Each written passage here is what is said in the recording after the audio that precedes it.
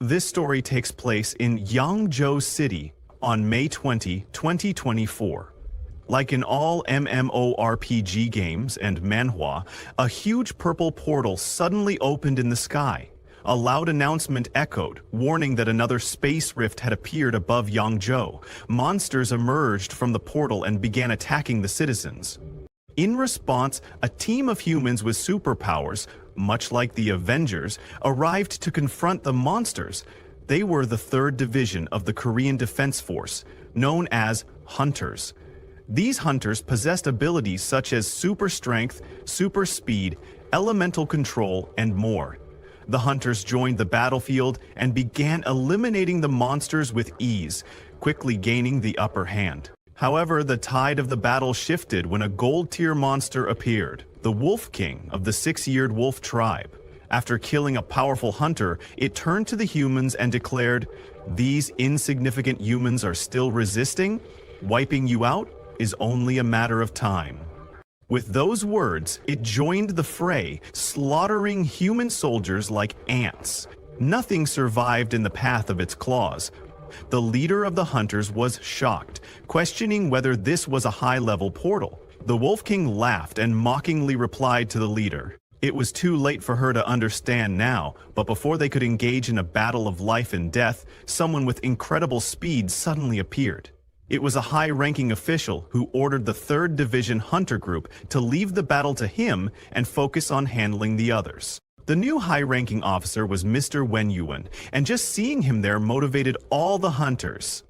Then, the battle between the Wolf King and Mr. Wenyuan began. After clearing the portal, the 3rd Division Hunter leader returned to report to her superior.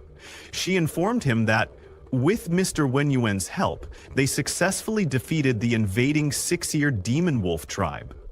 Her superior praised her efforts, but expressed concern about the emergence of yet another new rift, and it was still only a C-Class 1. This marked the 6th rift in the past 10 years, which was alarming. At this rate, Jiangzhou wouldn't hold out much longer. However, this situation was beyond their control. The superior announced that starting this year, Wuda Martial Academy would exempt awakened individuals from cultural exams, and the academic admission score for martial artists had been cut in half. He then ordered the 3rd Division Hunter leader to visit the academy and check on their progress. Since then, the story shifts to the Martial Academy. As the bell rang and the first class was dismissed, a boy looked at his friend, who was lost in his daydreams, and asked, "Why weren't you paying attention again? If you fail to get into Wuda Academy because of low academic scores, won't that be embarrassing?" Still in his dream world, his friend replied, "How great would it be to sit next to a beauty like Yanran?" The one he was talking about was Lin Yanran, the top beauty of the academy. She had everyone's attention, but all of hers was focused on our protagonist, who was seated next to her. Yunran smiled at him and asked, "Since graduation is approaching soon, are you planning to go to the Literary Academy or Wuda Academy?" Our protagonist, Su Bai, who was engrossed in his books, replied, "I don't know." He explained that if he went to the Literary Academy, his grades were just average. Besides, he added, in these chaotic times, what use is there for foreign languages and advanced mathematics? And if I go to Wuda Academy, my family isn't well off enough to afford all the supplements. Plus, he had no special abilities or talents. Subai wondered to himself where he should go. He was frustrated, thinking, since I've crossed into another world, shouldn't there be some kind of fate-altering chance or awakened system? Yes, you heard that right. He was from another world, but he was starting to doubt whether he had even truly transmigrated. Yanran, with her gentle voice, called out to Subai, suggesting, "Why don't you join me in applying for the Literary Academy? I have a way to guarantee your admission." "What?" Subai asked in shock, his voice rising. Keep your voice down," Yanran said, glancing around. Just as she finished speaking, a system window suddenly popped up in front of Subai's eyes. He was stunned. "What is this? It just appeared out of nowhere," he muttered in shock. The system was bound to Subai as its host. The window displayed his stats. Species: ordinary. Initial stage level: 18. Age: 18. Physique: 4. Agility: 5.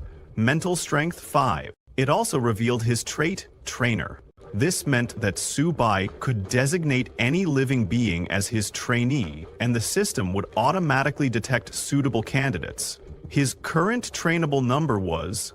Finally, the system unveiled his talent: evolution. This extraordinary ability allowed him to infinitely evolve all his contracted trainees, with no upper limit to level progression. It even enabled them to break through racial limits. Subai stared at the screen, overwhelmed.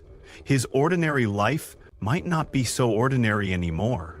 The hidden value and talent abilities of the trainee would provide feedback to the host. The higher the trainee's level, the greater the feedback ratio. Currently, the known levels were divided as follows: ordinary, bronze, silver, gold, platinum, diamond, laurel tier, mid-tier, and divine. Each level was further split into initial, intermediate, and advanced stages. Seeing this information, Subai realized that this system belonged to him. It was his. Yanran, noticing Subai staring blankly into the air, looked puzzled. "Are you okay?" she asked, her voice filled with concern. Her reaction snapped him out of his thoughts. He quickly understood that no one else could see the system but him. Trying to appear normal, Subai grabbed Yanran's hand and reassured her, "I'm fine." Yanran blushed at his touch, but the boys in the class immediately erupted in anger. "Get your filthy hands off our goddess," they yelled in unison. "You're already sitting next to her, and now this? Have you no shame?" one of them shouted. A particularly furious boy stood up and pointed at Subai. "Subai, watch how I'll teach you a lesson." Before things could escalate, a super hot teacher entered the classroom and firmly stopped him. "Enough. Everyone, calm down," she said, her voice sharp but authoritative. The boys instantly fell silent, captivated by her presence.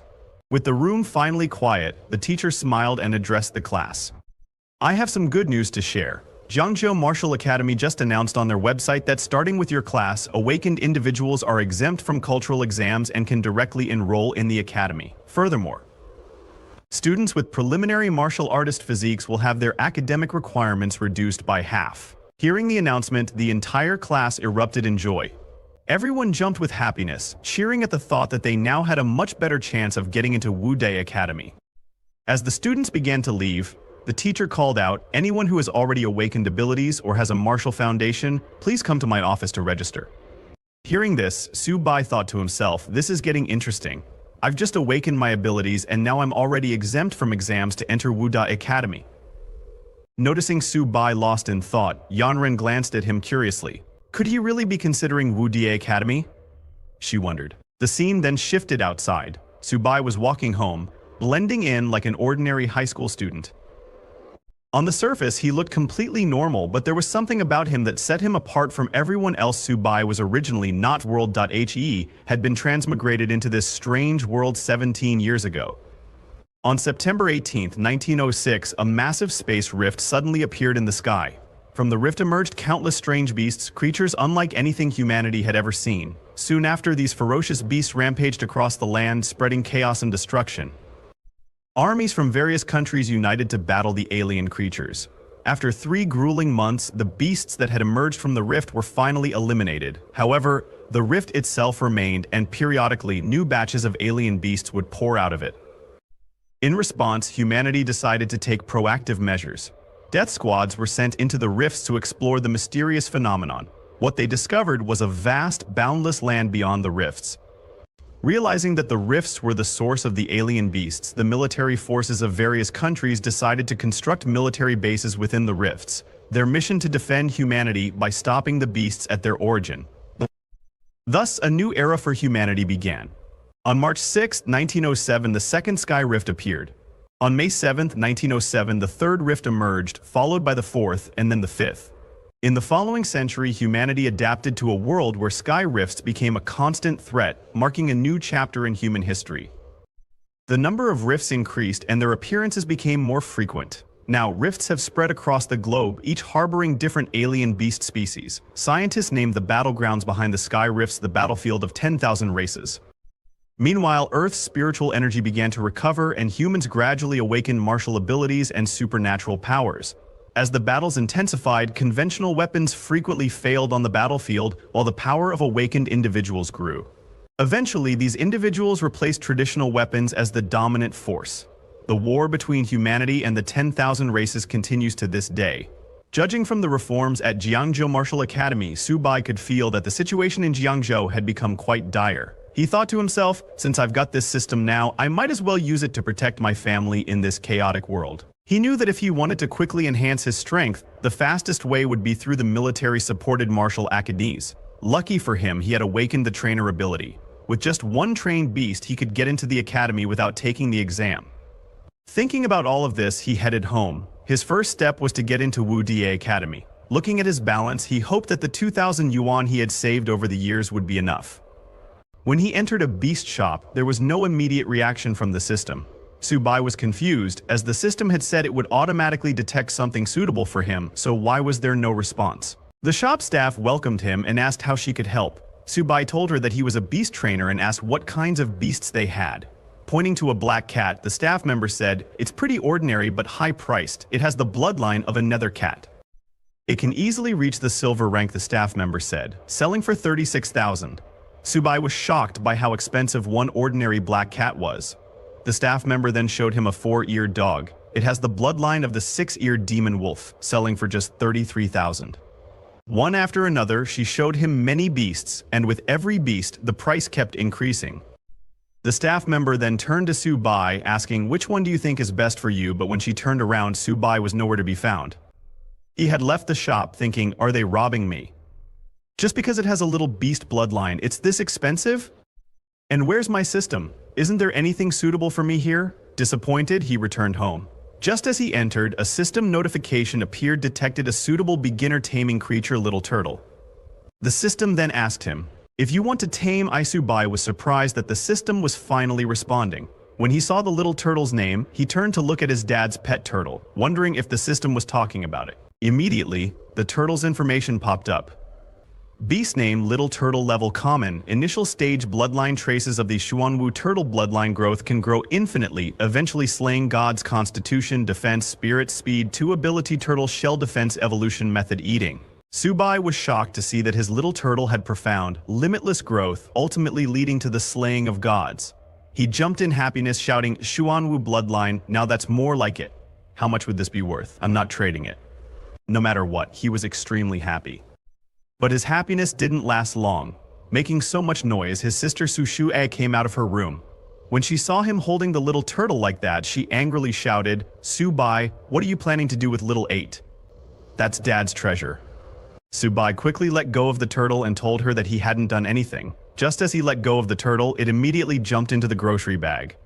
It ate all the food from the bag in an instant. Both Su Bai and his sister were shocked seeing this little glutton. Su Xie asked Su Bai, "Why is this turtle eating so much? We just fed it this morning." Seeing the turtle devouring the food, Su Bai remembered the system notification and understood that his little turtle's appetite had increased, possibly due to evolving. He told his sister that he was going to find it some more food. Half an hour later, Su Bai's mother and father came home. They were shocked by the condition of the house and asked Su Bai if it had been robbed. In just half an hour, the little turtle had eaten all the food from the house and was now chasing Su Xie for her last snack. Su Bai's father was too shocked and asked, "Is this our little turtle? Can turtles run this fast?" Su Bai then explained what was happening. The whole house had been turned upside down in just half an hour. This situation made Su Bai think that his mom and dad were already having a hard time as it was. He decided it would be better not to tell them that little 8 was a bottomless pit. He decided to figure this out on his own. On the other hand, after eating everything in the house, the little turtle finally stopped. Su Xie was very angry with it, but as the little turtle was satisfied, something unexpected happened. Suddenly, a huge robotic turtle form emerged from its body. Su Bai was shocked and asked, "Is this glutton finally full? Or is it about to awaken its bloodline?" The scene then shifts to the next day. Little Turtle's explosive growth came and went. But the Xuanwu bloodline still hadn't awakened, and Little Turtle had started eating even more. That's why Subai had come back to the pet shop again. As he entered, he saw that there were already 2 customers inside. When the shop staff saw Subai, she asked if he had decided on something. He told her that he wasn't here to buy this time. Moving closer to the staff member, he whispered, "I have exotic beast blood. Are you guys buying?" The staff member was shocked and asked him to confirm if he really had exotic beast blood. When one of the customers overheard the words beast blood, he immediately excused himself and walked over to Subai. The man was the boss of the shop. He told the staff member to leave it to him and go take care of something else. The boss then approached Subai and said, "Young man, come this way. Let's sit down and have a chat. You said you have exotic beast blood. Do you mind if I examine it?" Subai handed over the beast blood and said, "Go ahead." When the pet shop boss smelled the blood Subai gave him, he was shocked. "It's really exotic beast blood and high quality too," he exclaimed. The boss then asked, "How much do you want for it?" Subai thought for a moment.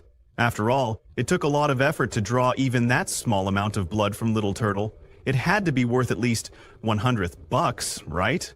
But before Subai could say a $100, the shop owner offered him $1,000.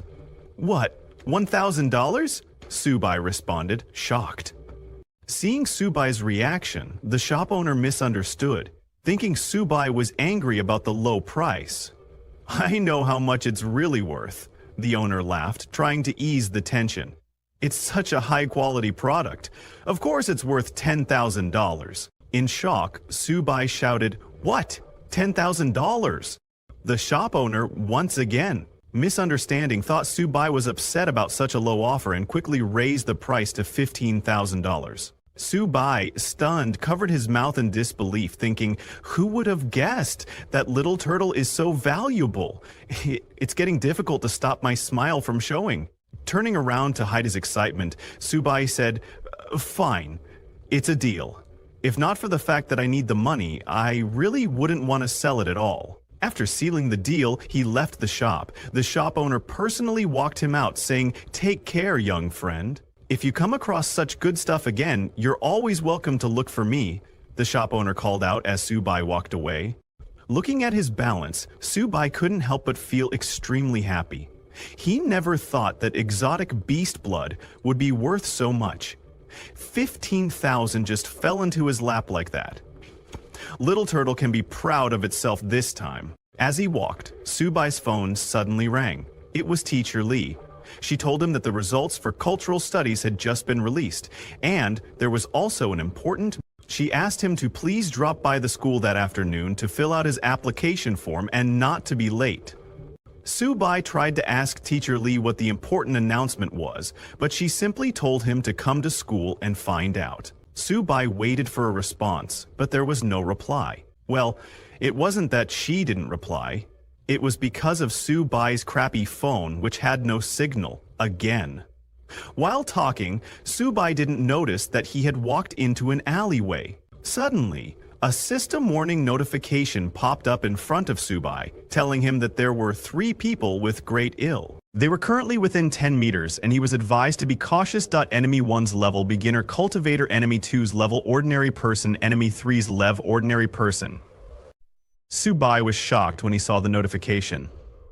When he turned around, he saw 3 men already standing behind him, each holding a weapon. Subai realized that he had been marked by thugs. The leader of the thugs was the same man Subai had seen in the pet shop talking to the shop owner. The thug leader sneered at Subai and ordered him to hand over his things. Judging from the attitude of the boss at the exotic pet shop, Subai was furious. Why am I so unlucky? He thought the thugs clearly believed he must have something valuable on him. He told them, "I went into the exotic pet shop to sell something, not to buy," but Subai had no intention of handing over any money. He thought, "If it's just a beginner cultivator level, I do stand a chance." The thug leader sneered and demanded, "Just hand over the money." Then Subai, pretending to comply, said, "Fine, I'll hand over the money." He reached into his bag and pulled out Little Turtle, instructing it, "Retract into your shell."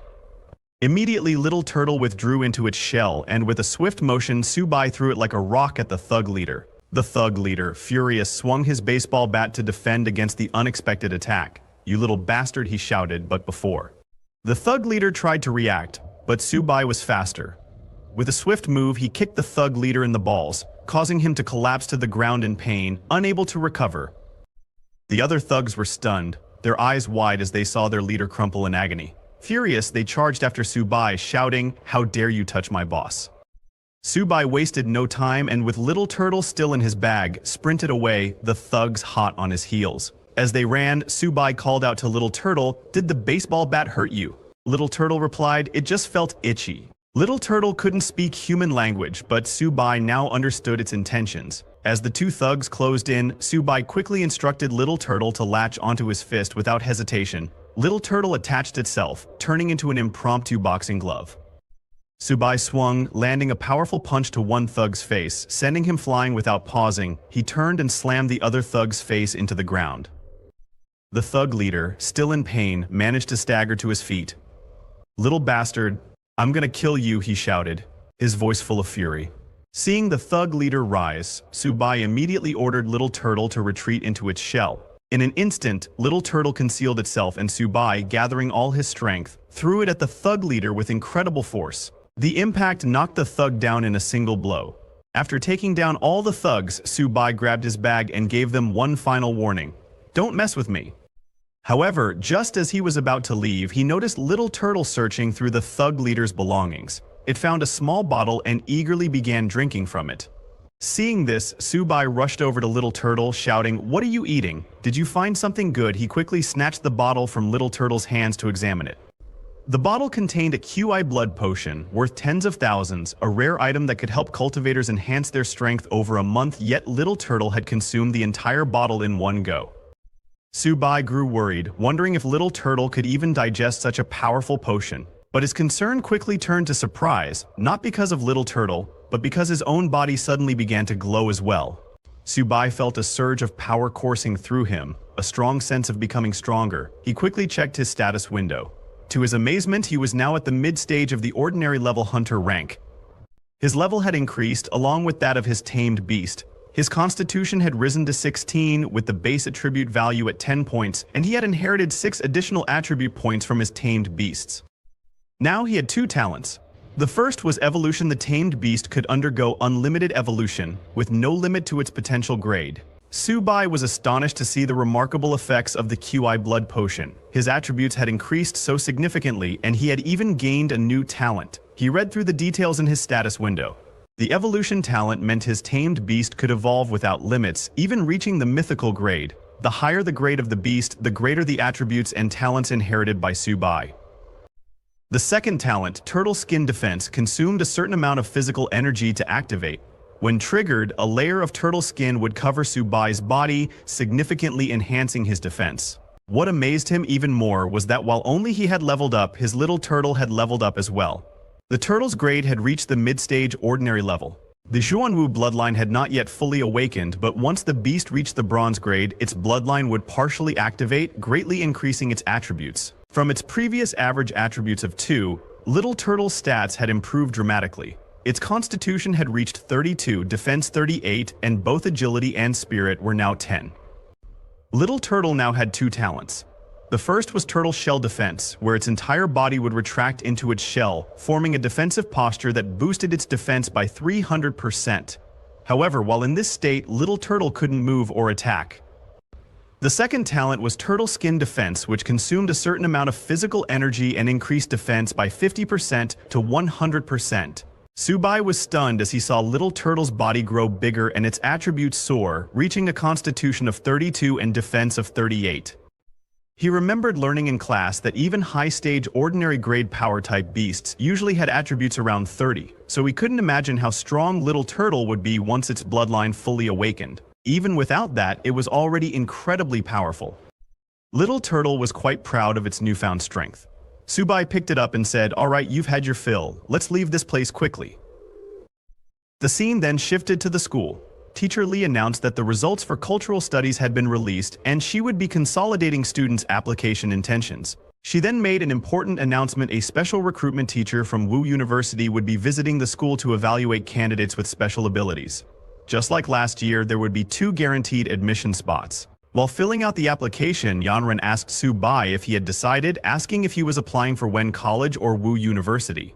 Su-bai confidently responded that it was Wu University, stating that he must get in. Yanren was shocked and asked, Su-bai, didn't I tell you to apply for Wen College with me? Those who enter Wu University have to step into the battlefield. Do you know how dangerous that is? But Su-bai simply smiled and said, someone has to go to the battlefield, and that suits me just fine. Looking at Yanren, he added, the reason I'm going to the front lines is to protect someone important to me. Su-bai was talking about his family, but Yanren misunderstood, thinking, could it be that Su-bai is talking about me? Just then, a teacher approached Yanren and asked which academy she was applying to. Yanren didn't answer right away.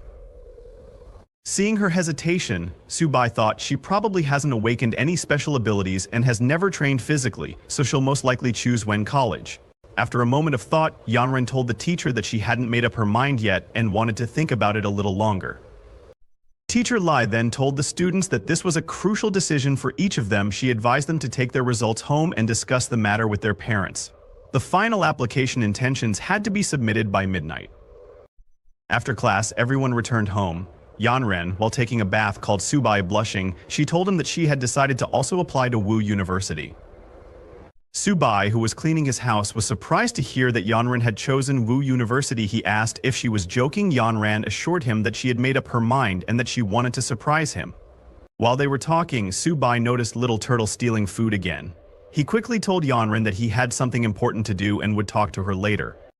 As soon as he ended the call, he shouted at the good-for-nothing Little Turtle for eating so much. The scene then shifts to the next day. All the students gathered in the stadium. Teacher Li stood on stage and warmly welcomed military martial arts instructor Zhang, who was also the principal and a senior member of the school. Instructor Zhang stepped up to the stage and addressed the students. 1 year ago, 126 people entered this school. 65 of them are still alive. 2 years ago, 98 people entered and only 32 are still alive. 3 years ago, 86 people entered and just 11 of them are still alive. The students were shocked and frightened. Instructor Zhang explained that he wasn't saying this to scare them but to help them understand that being here was not something to be proud of. They would soon face numerous challenges, duty, responsibility, and danger. Instructor Zhang continued, you are here to protect your country. Wu Dai is a place where the strong are cultivated. Do you want to be among their ranks? Yes, all the students shouted in unison. Instructor Zhang smiled and said, very good. I look forward to your performances in the examination. After the speech, all the students began returning to their classes, but Teacher Lai called Su-bai over to stop him. Teacher Li and Instructor Zhang approached him. Su-bai, confused, asked if there was an issue. Instructor Zhang asked, are you Su-bai? Yes, that's me, Su-bai replied. Instructor Zhang then informed him that a space had been reserved for him at Wu Da. He told Su-bai to head there immediately and prepare for the entrance examination. Su-bai was shocked a broke guy like him had a reserve spot. Instructor Zhang confirmed and said, there's a vehicle waiting for you at the school entrance. Everyone around them was shocked by the news of Su-bai's reserve space. Some students murmured about favoritism, while others were jealous and wished they were in his shoes. Su-bai took the bus and arrived at Wu Da Academy with other students. Everyone was amazed to see the grandeur of the Wu Da Academy. An instructor was already waiting at the entrance and instructed the students to follow him. As they walked, the students noticed a massive rock pillar standing in the middle of the academy. The instructor explained that it was the school's motto. Su-bai was in awe of the grand symbol. The instructor then led them to collect their uniforms and took them to the dormitories. Upon arriving at the male dormitories, the instructor informed them that they could rest for a while and change into their uniforms. He added that someone would soon announce the time for the examination. Su-bai then went to his room, number 303, and as he approached, he heard a voice from inside saying, in the early stages of martial arts training, resources are the most important. Su-bai announced his arrival, but there was no response. Inside, there were 3 roommates. A red-haired boy, Han Jigang, took out a bottle and proudly said, my father managed to purchase 3 drops of extremely rare monster blood from Yu Mountain. He had an experienced pharmacist turn it into 3 bottles of top-quality medicine. This isn't something you see every day. The other 2 boys were amazed, one asking, is this what a rare monster's blood looks like? I've never seen anything like that. The second boy added, I've bought similar products, but it's my first time seeing something like this. At that moment, Su-bai entered the room and introduced himself as the new occupant of dormitory 303. Han Gang looked up and said, "So you're Su-bai?" "Everyone's here." He then introduced the other two boys as Tao Jiajun and Fan Kon.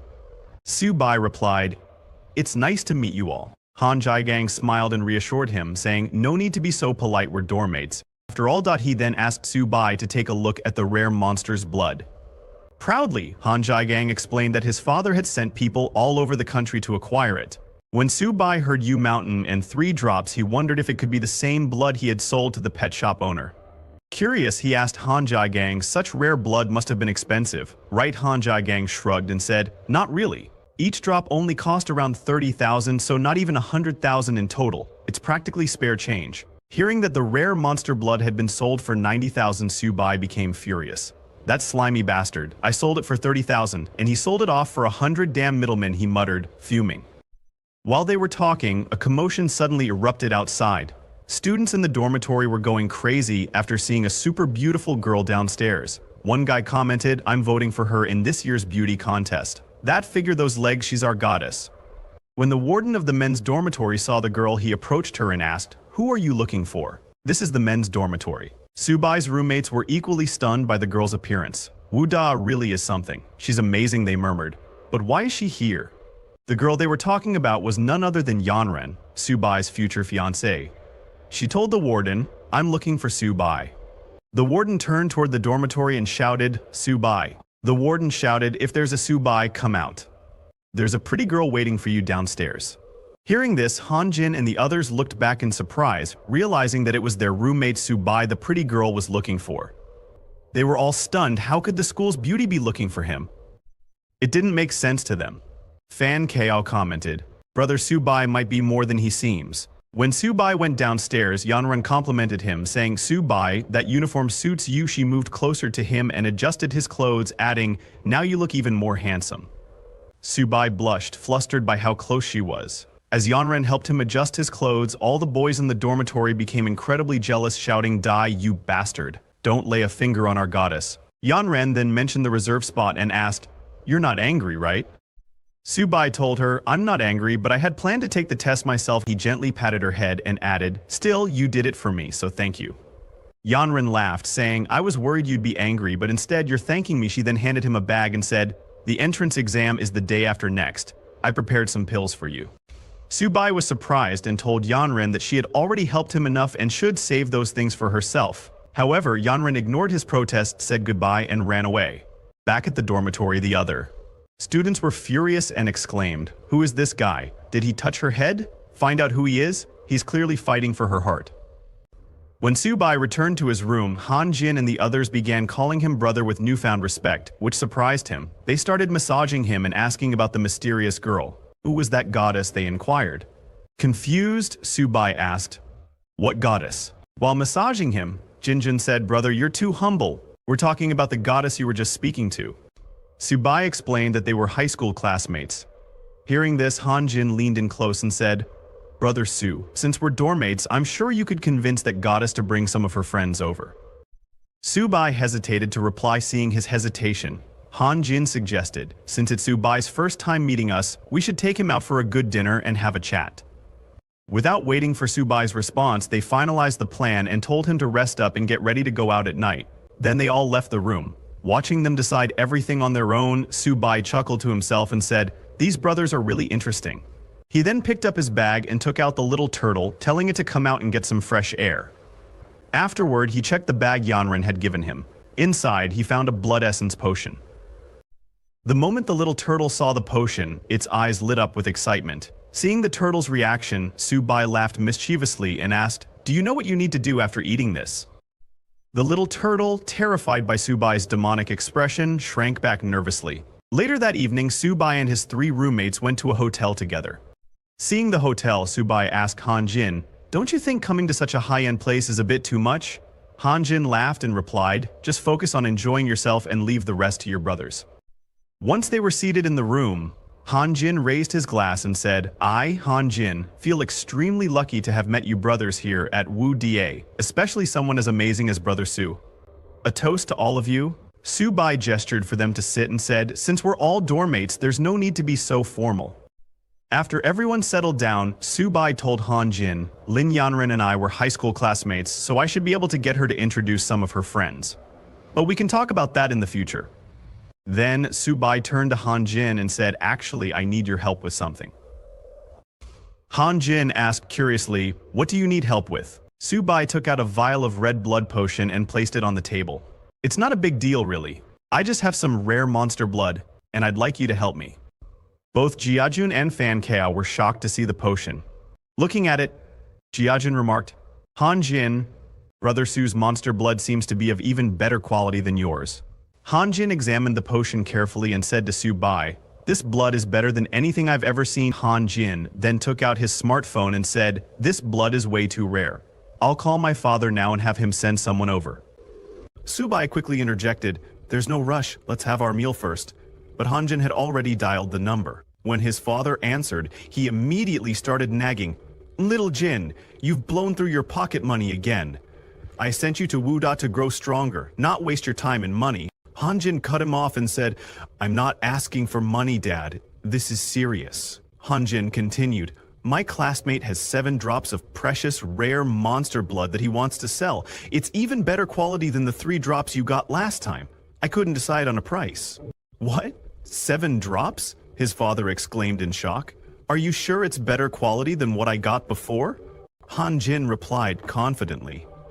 Why don't you come and see for yourself? Hearing his son's certainty, his father said, all right, send me your address. I'll send Master Kao over immediately, Han Jin's father said. An hour later, Han Jin's father arrived with Master Kao. When Master Kao examined Subai's monster blood, he remarked in awe, this is simply exquisite. This is the purest monster blood I've ever seen, with the highest energy content. I could create incredible things with this. Han Jin's father, skeptical, asked, Master Cao, aren't you exaggerating a bit? Master Cao shook his head firmly. Not at all. Even if I used the best equipment available, the value of this blood would only increase. Han Jin was amazed and exclaimed, damn! Brother Su, who knew your monster blood was this overpowered? Master Tao approached Subai with respect and said, young man, what's your price for this monster blood? Subai replied calmly, my friend said this blood can't be sold for money. It can only be exchanged for blood essence of equivalent value. Hearing this, Han Jin's father spoke up. Subai, since you're classmates with Little Jin and I'm your senior, I wouldn't dream of shortchanging you. I'll take it all and give you 14 bottles of blood essence in return. How does that sound? Han Jin's father asked Subai, agreed, and thanked him. Han Jin's father smiled and then asked, Subai, would you consider joining the Han family? We would provide you with resources for free. Subai thanked Han Jin's father for the generous offer, but replied, I'm not planning on joining any family for now. Han Jin's father frowned slightly and said, you should reconsider. He began to put pressure on Subai to change his mind. Suddenly, a loud voice came from outside. It was Yanran. She opened the door and said firmly, Subai already said he doesn't want to join any family, so no one is allowed to force him. Her anger was evident as she glared at Han Jin's father. Do you understand? She asked sharply. Subai was surprised to see Yanran there and asked, Yanran, why are you here? Yanran replied, I came to settle my own issues but didn't expect to run into you here. Seeing Yanran's attitude, Han Jin's father became angry, but before he could say anything, Master Chow stepped in to stop him. Recognizing Yanran, Master Chow leaned toward Han Jin's father and whispered about her background. Han Jin's father's expression changed instantly. Shocked and scared, he looked at Yanran with newfound respect and decided to back down. Han Jin's father immediately explained to Yanran, it's just a misunderstanding. Subai and my son are classmates and good friends. Hearing this, Yanran calmed down and turned to Subai, asking, are you heading back to school? Let's go together. Since Subai had finished his business, he agreed. He bid farewell to everyone and left with Yanran. As they were leaving, Han Jin called out from behind, "Yanran, I'm going back to school too." He was about to follow them, but his father stopped him. Han Jin's father said firmly, "Han Jin, focus on building a good relationship with Subai. The future of our Han family might rest in his hands, but as for Lin Yanran, make sure to maintain a very safe and respectful distance from her." Han Jin was stunned. He hadn't realized that both his brother Su and the goddess Yanran were truly that remarkable. 2 days later, at the military training field of Marshall University, all the freshmen gathered on the university ground. Instructor Zhang addressed the students, saying, "Over the next few days, all of you will participate in freshman special training. The location for this training is the battlefield of all races." Hearing this, the students were instantly filled with dread. Many murmured among themselves, asking if they were really going to train at such a dangerous place. "Failing the training is one thing," one student whispered, "but losing our lives is far worse." Instructor Zhang saying, "Don't worry, the area designated for this training has already been cleared by us, and the institutions will ensure your safety." He continued, "Next, you will be divided into classes of 50. Each class will be led by a bronze-level instructor who will act as your homeroom teacher. The homeroom teacher will assign you your training tasks. I wish all of you a victorious return." After the announcement, Yanran came running to Subai, her face glowing with excitement. She exclaimed, "Subai, did you hear that?" Yanran excitedly told Subai, "We've been assigned to the same class." Hearing this, Subai smiled and asked, "Did you arrange this on purpose?" While they were talking, a female instructor suddenly appeared and called out, "Class 8, gather up!" Class 8 was the group that included Yanran Subai and his roommates. The red-haired instructor introduced herself as Liao Yushin, their special training instructor. All the boys in the group were in awe, going crazy over how stunningly beautiful she was. Instructor Liao addressed the students, saying, "I will be the one assigning all your training tasks. And your first task..." She paused for effect. The students were stunned into silence. Then a wave of shocked murmurs broke out. Instructor Liao continued in a calm, authoritative tone. "You have 1 day to write your wills. Be at the teleport plaza by 8 a.m. tomorrow. From there, we will depart for the battlefield of all races." Panic swept through the group. One student nervously asked, "Is there really a risk to our lives? I mean, I still want to carry on the family line." Another muttered in resignation, "Forget it. I'm going to write my will." One of the students sighed, "There's so much I need to leave for my parents." Hearing the instructor's words, Yanran turned to Subai and asked, "Do you have any plans?" Subai replied, "I don't have much to prepare, so I'll head back to the dorm first." While both Yanran and Subai remained calm and relaxed, Han Jin and the others were clearly worried. They were heading to the battlefield tomorrow, and there was still so much to get ready. When everyone returned to the dormitory, Han Jin called Subai and said, "Since we're heading to the battlefield tomorrow, I'm taking the boys out for a good time tonight." Han Jin invited Subai to join them, but Subai replied, "I have things to do, so I won't be joining. You guys go ahead and have fun." Han Jin understood and said, "All right." Just then, he noticed Subai's little turtle eating in a corner. He petted the little turtle and said, "Brother Su, your little pet turtle is something. Its shell is really tough." Subai chuckled and replied, "His name is Little 8, but he's a bit of a glutton." Little Turtle, hearing that, glared at Subai, clearly displeased at being called a glutton. After that, Han Jin and the other 2 roommates left the room. Meanwhile, Little Turtle finished his plate and looked up at Subai, asking for more. Subai smiled and said, "Oh, you little glutton. All you think about is eating. Fine. I'll let you eat as much as you want today, but once we're on the battlefield of all races, you'd better perform well." He gave Little Turtle more blood essence, and the turtle immediately drank it down. Subai laughed and said, "Slow down, no one's gonna take it from you." As he was feeding the little turtle, suddenly a system notification popped up congratulating him. Because his pet, little turtle, had leveled up to a high-ranked ordinary exotic beast, Subai's level had increased as well. As a result, he had gained a new talent for little turtle called Heavy Strike. Subai opened the status window and saw that his tamed beast, Little Turtle, was now classified as a high-rank ordinary exotic beast. Its attributes had increased. Little Turtle's physical strength was now 64, defense was 78, agility was 20, and mental strength was 20. It now had 3 talents: Turtle Shell Defense, Turtle Skin Defense, and Heavy Strike.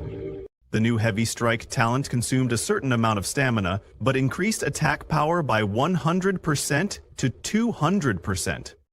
The more stamina consumed, the stronger the attack. After that, Subai checked his status window and saw that he had also leveled up to high rank ordinary. His physical strength was at 28, with 15 being base strength and 13 points inherited from the beast. His agility was 19, and his mental strength was 34. He now had 3 talents: Infinite Evolution, Turtle Skin Defense, and Heavy Strike. The new talent, Heavy Strike, was the same as Little Turtle's and consumed stamina to enhance attack. Subai was surprised and admitted that the Blood Essence sure was effective. Little 8 leveled up again, and the stat boosts were insane. He looked at Little Turtle and said, "Nice Little 8. When we get to the battlefield of all races, let's go all out together." Now both Subai and his little turtle were ready for the battlefield the next day. All the students gathered in the field. The instructors reported to the chief instructor that all trainees were geared up and ready for battle.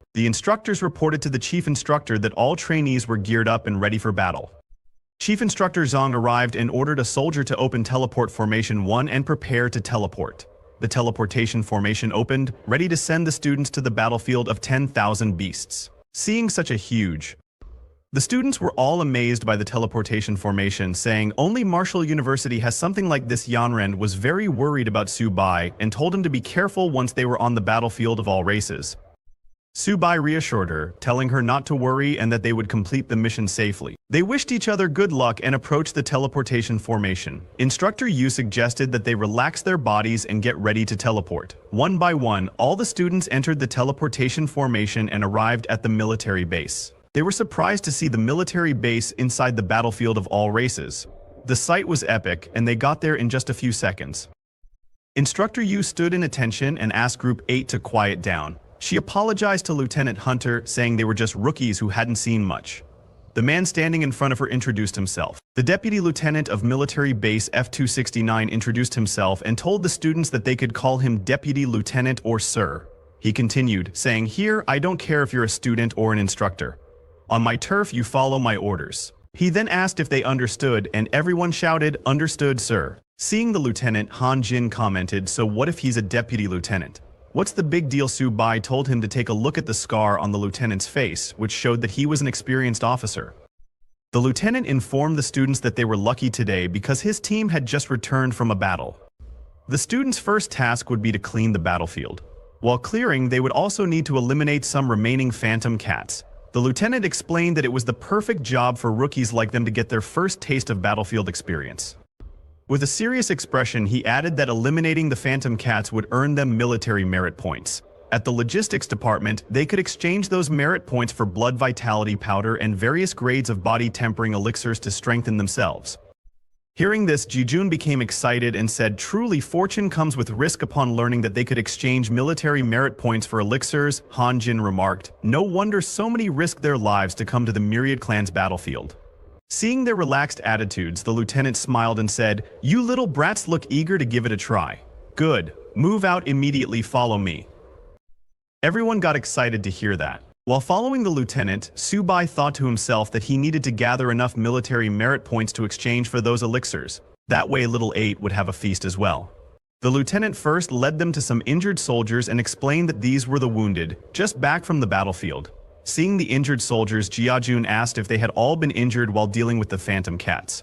Han Jin replied, "No way. Aren't phantom cats the weakest beasts? How could they be so terrifying?"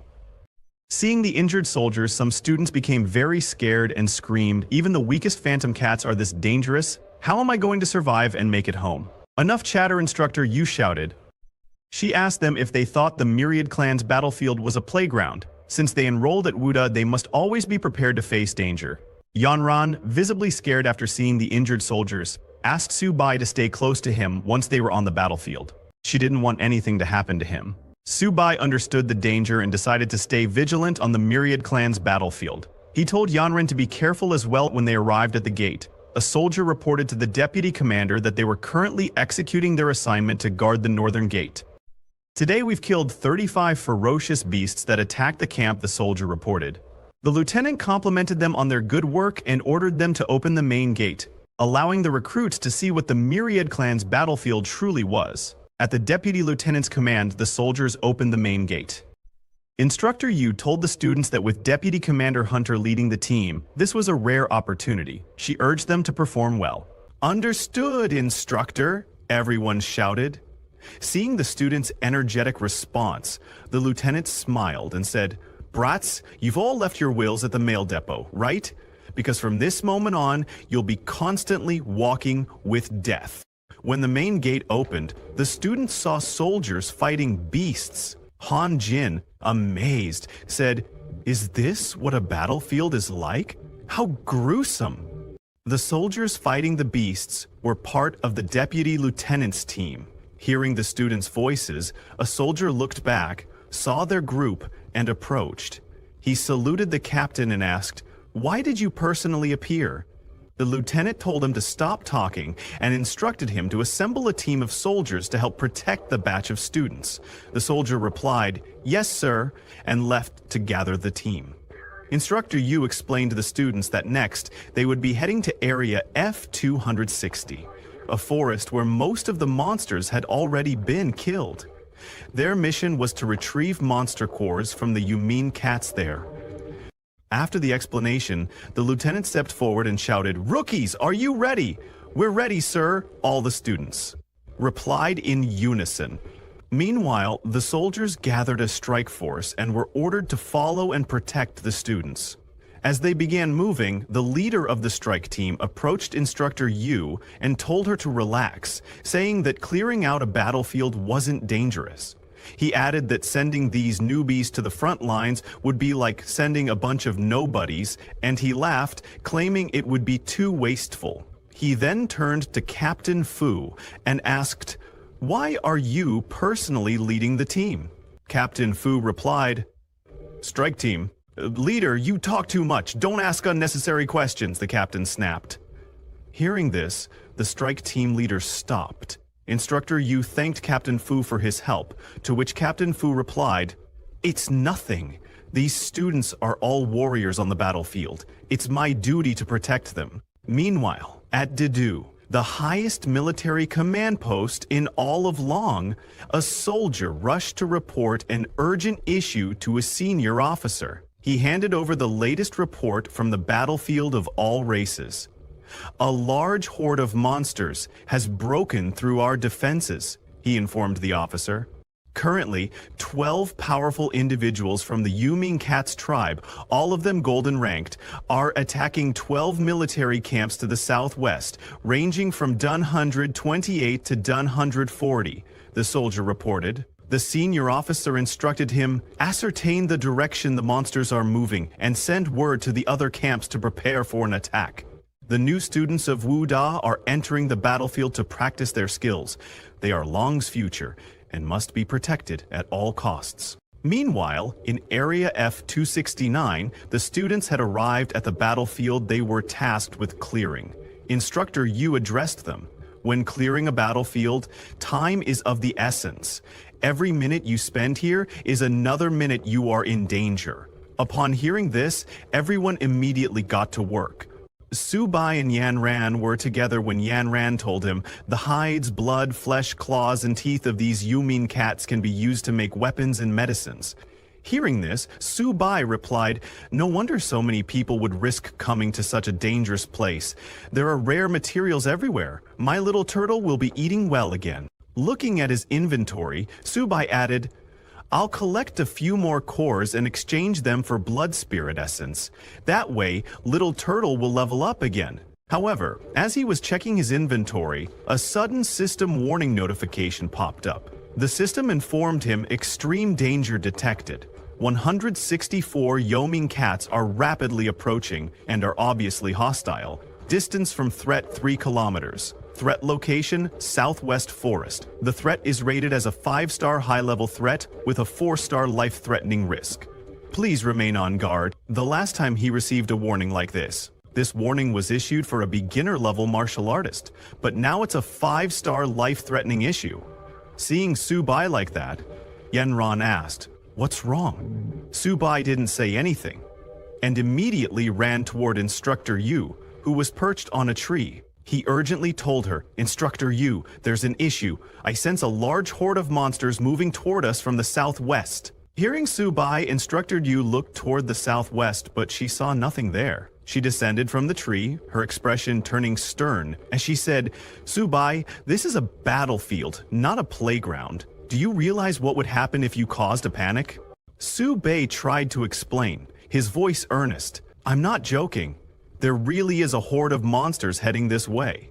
Hearing the commotion, Captain Fu approached. He looked at Subai angrily and said, "Subai, you claim you can sense monsters, but I can guarantee there are none within a 2-kilometer radius."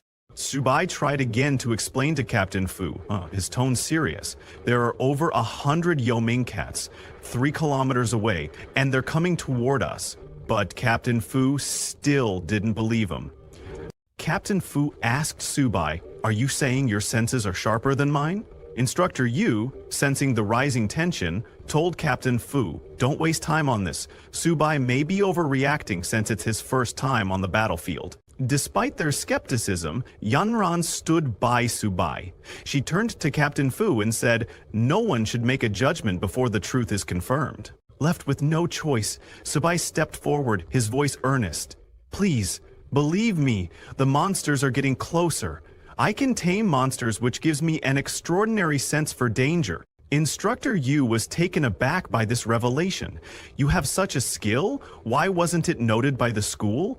Subai responded, "I was guaranteed a place at Wuda, so they didn't think it was necessary to document it." The students were shocked to hear that Subai had special abilities. One of them asked, "If Subai can tame monsters, why haven't we seen anything he's tamed?" Before anyone could respond, a loud sound came from the southwest. Some students came running, shouting that the Yuming cats were approaching. Instructor Yu quickly asked, "Are there really human cats coming?" The students confirmed it.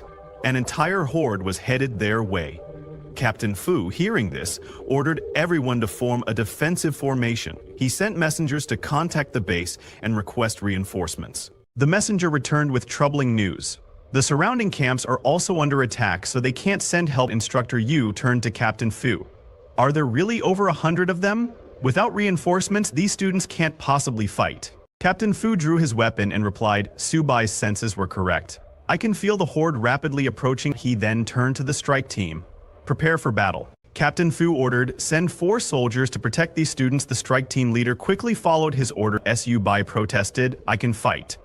There's no need to protect me." But before he could say more, the Yuming cats, which were at the early bronze stage, appeared.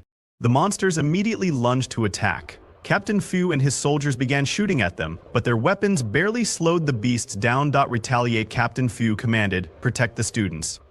However, the normal soldiers were no match for the Yuming cats. These creatures didn't even resemble typical cats, they were more like tigers in size and ferocity. Captain Fu and the instructors fought fiercely and managed to kill several of the Yuming cats, but they knew this battle would be far from over. "Stay in your defensive formation," Captain Fu ordered. "As long as we can withstand their initial attack, we'll be fine. We'll be able to beat them," Captain Fu shouted, his voice filled with determination. As the battle raged on, some of the Yuming cats managed to slip past the defenses and lunge toward the students. The strike team leader shouted, "Watch out." Seeing the monsters approaching, the students quickly raised their shields.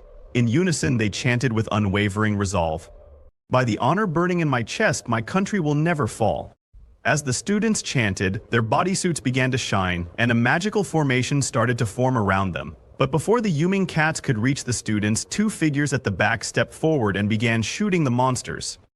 The first was Zhang Mani, an early bronze stage hunter. She told her partner, Luo Yang, that he only needed to keep the monsters restrained while she would take care of shooting them down.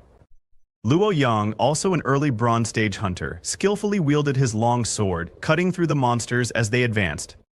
Luo Yang, seeing Zhang Manny in action, smirked and told her, "It's just a bunch of cats, nothing to be scared of. I'll handle them." Instructor Yu recognized the two students, Zhang Manny, the deadly archer, and Luo Yang, whose divine strength was widely acknowledged. She couldn't help but comment, "This batch of students is impressive." Su Bai was amazed by their power and appearance, feeling somewhat inferior since his only weapon was Little Turtle. Watching Manny and Luo Yang in action, all the students were excited. Jiajin whispered, "This guy is seriously powerful. He looks even more formidable than Brother Su." The students' attention was fully on Manny and Luo Yang, and they didn't notice a soldier struggling with a monster nearby. Suddenly, a loud sound rang out from the forest. Everyone covered their ears, startled by the noise. When it stopped, a massive creature emerged from the woods, and to everyone's shock, all the Yuming cats immediately knelt before it. The monster that emerged from the forest was the king of the Yuming cats. It was a formidable creature at the middle silver stage with 45 constitution, 88 agility, and 43 spirit. Captain Fu was shocked to see the Cat King. He couldn't understand why such a powerful silver stage creature would appear here. He immediately ordered the messenger to contact the base and request reinforcements. Meanwhile, Manny and Luo Yang, unaware of the true strength of the creature, charged at the Cat King. Luo Yang leapt forward, sword drawn, while Manny supported him by restricting the monster's vision with her archery. However, when Instructor Yu saw them charging at the silver stage monster, fear gripped her, and she screamed, "Manny, Luo Yang, come back now."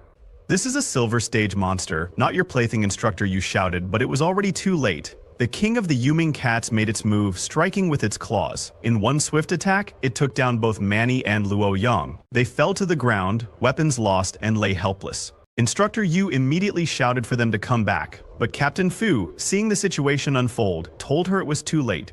He ordered his soldiers to provide cover fire. The king of the Yuming cats leaped again, aiming to strike at the soldiers before it could reach them. Something green and shining zipped through the air at incredible speed, hitting the Cat King squarely in the face, sending it flying. Everyone was confused, unsure of what just happened.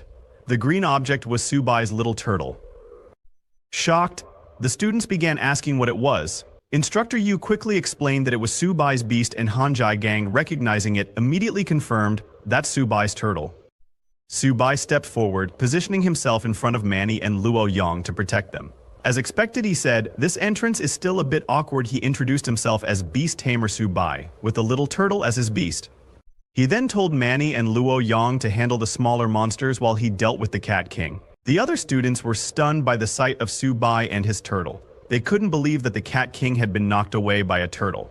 Yanran was particularly happy to discover that the turtle was actually Su Bai's beast. As the king of the Yuming cats stood up, Su Bai commanded his little turtle to show the wild cat what it could do. With lightning speed, the little turtle charged at the king of the Yuming cats. Manny, watching in disbelief, asked, "How is Su Bai's turtle running so fast? Is that really still a turtle?" Captain Fu, still shooting Yuming cats, was equally surprised by the speed and power of the little turtle. He hadn't expected Su Bai to possess such strength. Instructor Yu, who was fighting beside Captain Fu, commented, "I didn't expect this either. Su Bai's beast taming is certainly unique." Captain Fu turned to the students and commanded, "Since Su Bai has already distracted the Cat King, you should attack and clear out the nether cats." At his command, the students immediately began to eliminate the remaining Yuming cats. Meanwhile, the king of the Yuming cats, enraged by the little turtle's attack, used demonic flames to strike it with its claws. The flames hit the little turtle's shell, but instead of being injured, the Cat King lost all its claws. The little turtle had used its shell defense, which increased its defense by 300%. Captain Fu was shocked to see a normal grade creature withstand the Silver Cat King's crushing claws. He was amazed by the little turtle's insane defense, but he knew this wasn't the time to be stunned. Now's not the time to be shocked, he thought. He immediately moved towards the king of the Yuming cats, ordering his soldiers to cover him. "While the Cat King is occupied, I'm going to finish it." As the king of the Yuming cats was distracted by the little turtle, Captain Fu sneaked up behind it. Aiming for its weak spot, the abdomen, he lunged with his fire sword, telling the beast, "Prepare to die." The king of Yuming cats screams in pain. It uses its tail and strikes Captain Fu, sending him flying. Captain Fu misses the opportunity to attack its abdomen. When he falls to the ground, he immediately charges at the king of Yuming cat, shouting, "Once more, beast! It's either you die or I live." Seeing Captain Fu charging at the king of Yuming cats, Subai tells Little Turtle to use its ultimate move. Hearing that, Little Turtle's body starts shining and it begins spinning. Jiazhun and Fan Chao are confused, wondering what this ultimate move is, and why the turtle is spinning in place. While they are still confused, Subai runs towards the spinning Little Turtle. He had read in a book that the Cat King's weak spot is its abdomen. He kicks Little Turtle like a football, aiming at the Cat King's abdomen. Little Turtle shoots towards the Cat King like a bullet at high speed. Before the Cat King can injure Captain Fu, Little Turtle hits it in the abdomen with solid impact. The attack sends the Cat King flying far away. After hitting the Cat King, Little Turtle landed like a superhero. Captain Fu was shocked that Subai actually hit the weak spot. He moved farther to see if the Cat King would survive this. On the other hand, the Cat King was bleeding heavily, but somehow managed to stand up again. It roared very loudly, looking at the sky, and then fell. Finally, the Cat King died. Seeing the Cat King dead, everyone jumped in happiness. The Cat King had been defeated. Captain Fu, though very injured, asked in disbelief if they had really won. Yanran came running and hugged Subai tightly, saying, "Subai, you're amazing! You defeated the golden level Cat King!" Subai was surprised by the sudden hug from Yanran. Everyone gathered around Subai, praising him and saying he was incredible. Jiajun asked Subai where he got the turtle, saying he wanted one too. While they were busy talking, Little Turtle saw an opportunity and began searching the Cat King's body for something to eat. To its luck, it found a yellow beast core. It got very excited upon seeing the yellow stone and was about to eat it, but before it could, Subai noticed it. He shouted, asking Little Turtle what it was sneaking off to eat now. But before he could get there, Little Turtle ate the yellow beast core. Subai was angry, but suddenly a black shadow appeared in the sky. Seeing this, everyone became confused, asking, "What's that in the sky?" But Captain Fu immediately recognized it and told the others that it was dangerous. The Cat King's final howl had summoned its kind. Instructor Yu asked him if an even more dangerous beast could be approaching.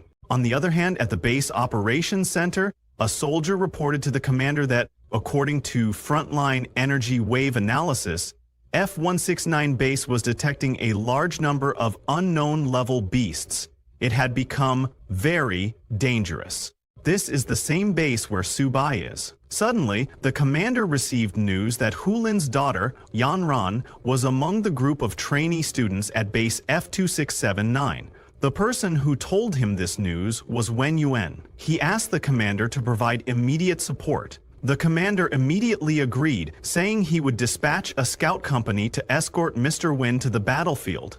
Mr. Wen told the commander that he didn't need it, as he couldn't wait, and would head there himself. Before leaving, he turned to the commander and told him, "Within 20 minutes, I hope the reinforcements reach the battlefield." Hearing the 20-minute countdown, the commander told him that he was giving the order now. The commander was very nervous, thinking about the terrible situation, because he knew that if Hulin went mad, the entire Jiangzhou wouldn't be able to handle it. He immediately sent orders. On the other hand, at base F-269, after those black shadows covered the sky, suddenly a pair of red eyes appeared within them. Those eyes were looking at the group very angrily, and a loud voice came, calling them foolish humans, lowly species. Hearing that voice, Instructor Yu was too shocked and asked Captain Fu, "How is this possible? It can actually speak human language."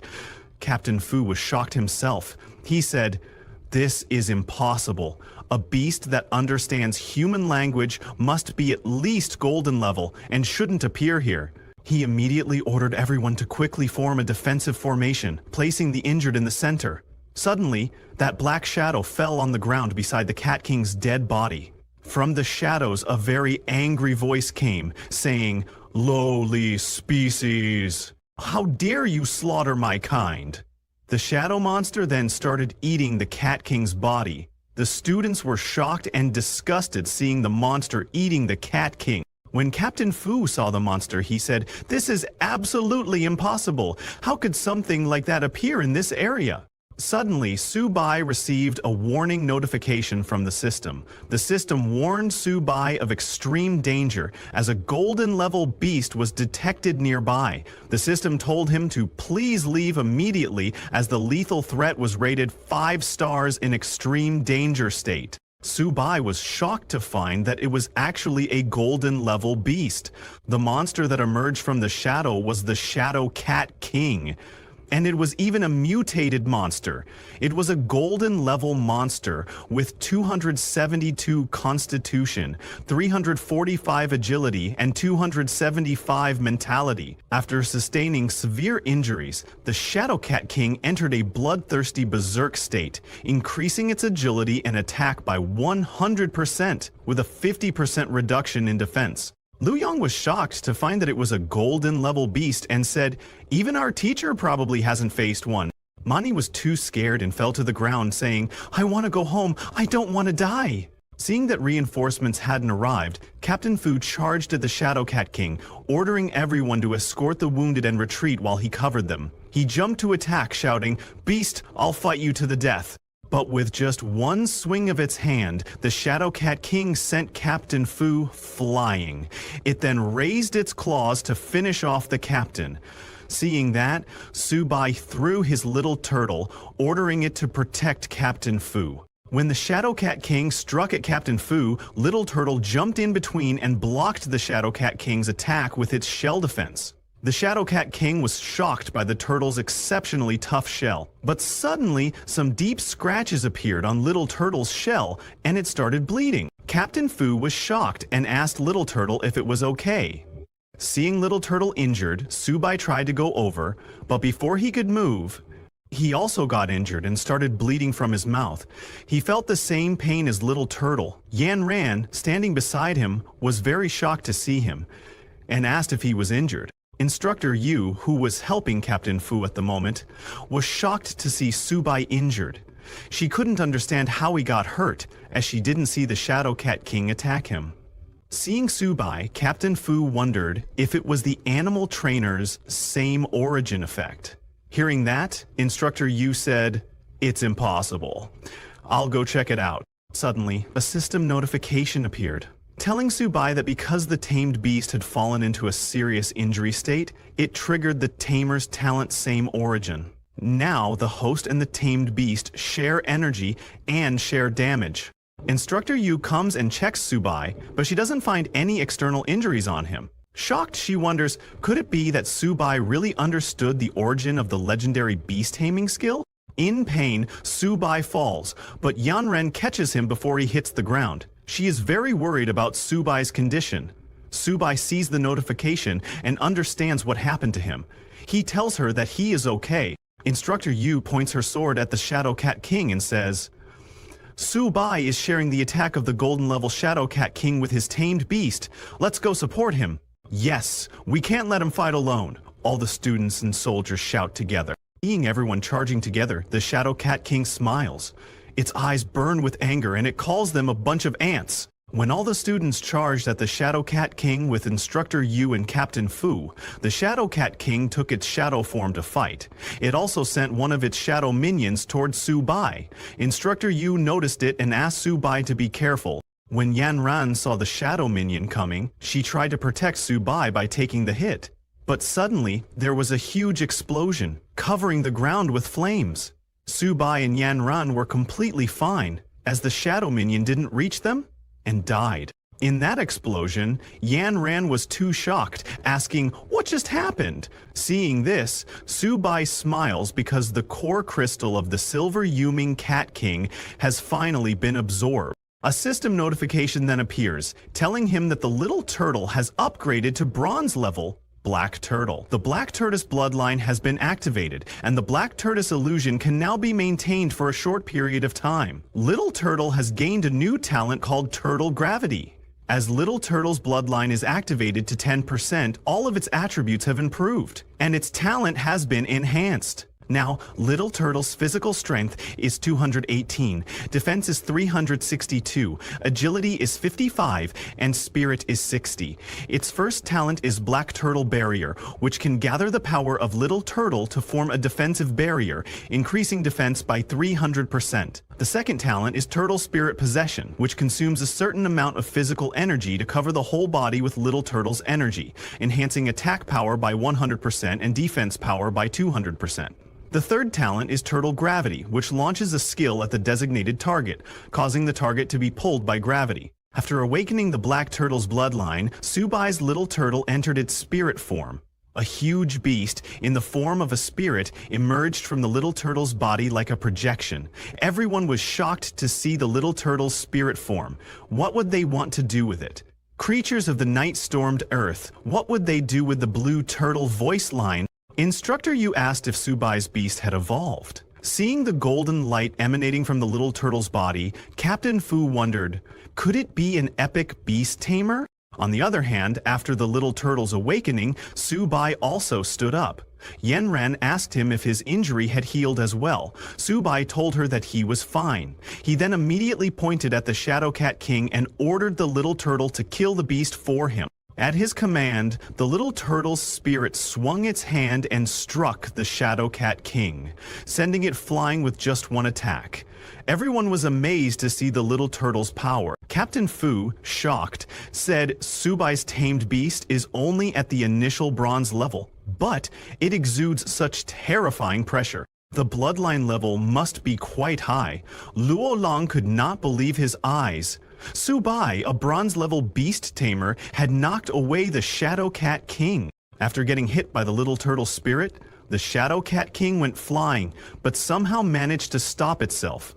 Now it was very angry and roared loudly, releasing its shadow minions at the students, shouting, "I want you to die!" Seeing the Shadow Cat King going berserk, Captain Fu told everyone to watch out and retreat. He instructed them to split up and run away. The Shadow Cat King created tens of shadow minions, telling the humans, don't even think about running away. All the shadow minions charged. They avoided the Little Turtle and attacked the students and soldiers. Seeing this, Subai asked the Little Turtle to stop them. The Little Turtle immediately used its turtle gravity skill on the entire area. A golden light covered the whole space. Before the shadow minions could even attack the students, they froze in midair. Then the Little Turtle pulled all the shadow minions towards itself, opened its huge mouth, and sucked them all in. It then closed its mouth, killing all the shadow minions in one go. Subai told the Little Turtle not to show mercy and to explode. At his command, the Little Turtle opened its huge mouth, started collecting vast amounts of energy, and then shot a golden energy beam in the direction of the Shadow Cat King.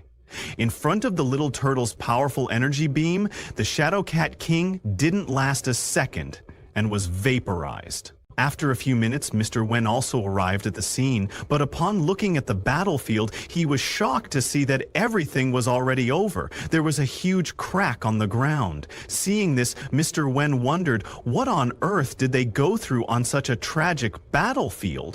On the other hand, after the fight, Captain Fu was commanding everyone to clean up the battlefield quickly. Mr. Wen immediately went to Yanran, who was collecting monster cores with Instructor Yu. Seeing that Yanran was fine, Mr. Wen let out a sigh of relief, saying, "Miss, I'm so glad you're okay." Yanran was a little surprised to see him. Instructor Yu was confused seeing Mr. Wen there and asked Yanran why he was here.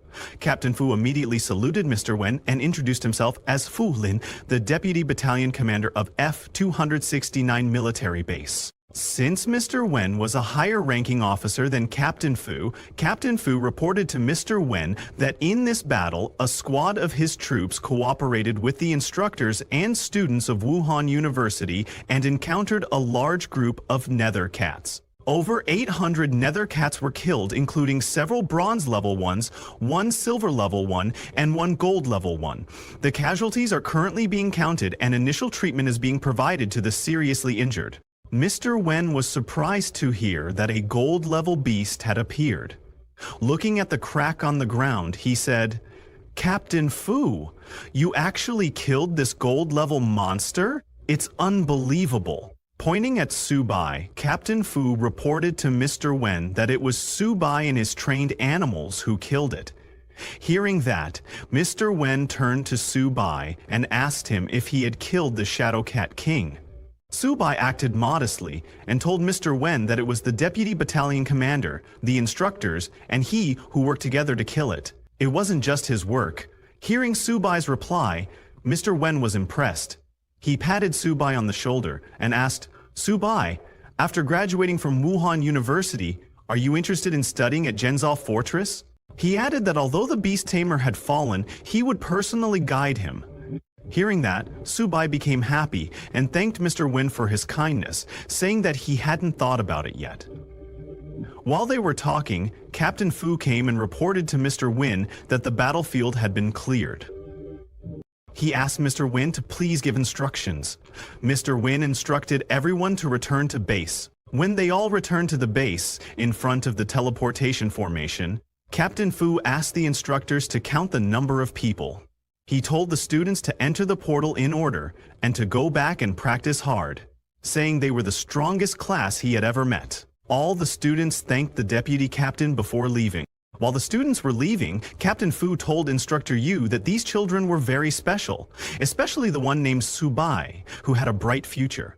Instructor Yu agreed with him, saying, as a freshman, she could not imagine what his future strength would be. Captain Fu smiled and said, Instructor Yu, we'll meet again later. This time, I owe Subai a life. Instructor Yu told Captain Fu that he was too polite before leaving. One by one, everyone entered the teleportation formation and returned to Wuhan University. Subai and Yanran were together, and he was very happy to finally be back. Jinjian was very excited, shouting, "This trip was really thrilling!" When they returned to the university, they saw students standing right in front of them, holding banners to welcome the heroes of victory. All the teachers and students of Jiangzhou Wuhan University gathered to welcome the hero's victorious return. A teacher gives a bouquet of flowers to Luo Yong, saying, "Welcome home, hero." Luo Yong was surprised and told the teachers that the real hero is Subai, saying, "We are nothing, we are just cannon fodder." Other injured students came after Luo Yong and agreed with him, telling the teachers that it's good enough they could come back alive. If there weren't so many missing classmates around them, they would have suspected that today's experience was just a dream. Instructor Jian comes and pats Subai's back, saying, "I already know your situation on the battlefield. You are all heroes of Jiangsu Wuda. Your test scores this time will be the highest ever." Hearing about the assessment results, Subai gets very happy and says that now he just wants to go back to the dormitory, take a shower, and have a good sleep. All the students laugh and say that they all want to rest. In Subai's room, Jinjian asks others if they feel that the bed is extra soft tonight. Feng Chao laughs and tells him that he's been trapped by this bed. He turns to Han Jin and asks him that since they accomplished such a great feat this time, they should be credited with this military achievement, right? Han Jin laughs and asks him how many resources he can exchange for his limited military capabilities. He adds that since Brother Su killed the gold-level monster, Subai can exchange it for a bunch of cultivation resources. Suddenly, Han Jin remembers something, stands up and asks Subai what kind of turtle his is. He says he'll buy one to raise at home. If nothing else, he'd feel at ease watching the cuckold. While they were talking, Little Turtle was lost in his dream of a female turtle harem. The next day, in the early morning, someone continuously starts knocking on Subai's room door. Irritated by the sounds of knocking, Han Jin wakes up. He shouts, telling the person outside to stop knocking already. He's angry and wonders who could be knocking this early in the morning, but when he opens the door, he's shocked to see heaven outside his door. There were many girls standing in front of the door, holding gifts in their hands. A girl in glasses steps forward and says, "Juniors!" Pointing at Subai's bed, Fan Chao told the girls that his brother Subai went out for a run. He asked them if they knew his brother. Hearing that Subai wasn't there, the girls became very disappointed and asked Fan Chao why he didn't say so earlier. The purple-haired girl told him that everyone on campus knows Subai now. With a sad face, she said, "Too bad Subai doesn't know me." Jinjun also wakes up and is surprised to hear that his brother Sue is famous now. While leaving, the purple-haired girl told them to turn on the TV and take a look. She also took the breakfast box and gave it to Hanjin, saying, "Since Subai isn't here, I'll just take the breakfast back then." Hanjin and the other two were shocked to see how the girls changed after learning that Subai wasn't there. They all turned out to be gold diggers. On the other hand, Subai was running on the university's field. While he was taking note of his health, suddenly an important broadcast aired on Longqua's military channel. It attracted the attention of everyone in the stadium, and they all looked at the broadcasting screen. The announcement stated that yesterday, several provinces experienced large-scale attacks by ferocious beasts from the myriad races on myriad races behind human lines. Among the beasts attacking the bases, gold-tier combatants were present in each instance. Students from martial arts universities across provinces were massacred, with survival rates less than 1 in 100. During this campaign, the instructors and students of Zhangzhou Martial University fought valiantly. They slayed 1 gold-tier beast, 1 silver-tier beast, and numerous bronze-tier and ordinary-tier beasts. Among them, freshman Subai single-handedly held off a gold-tier beast. With the support of instructors and a bronze-tier expert from the military, he achieved the feat of cross-tier slaying, a complete victory across the board, with Jiangzhou Martial University standing as the sole victor. The news also showed Subai's photo on the screen and continued, saying that the Longguo military has decided to award all participating students and instructors from Jiangchu Martial University a collective second-class honor and a Great Wall silver medal.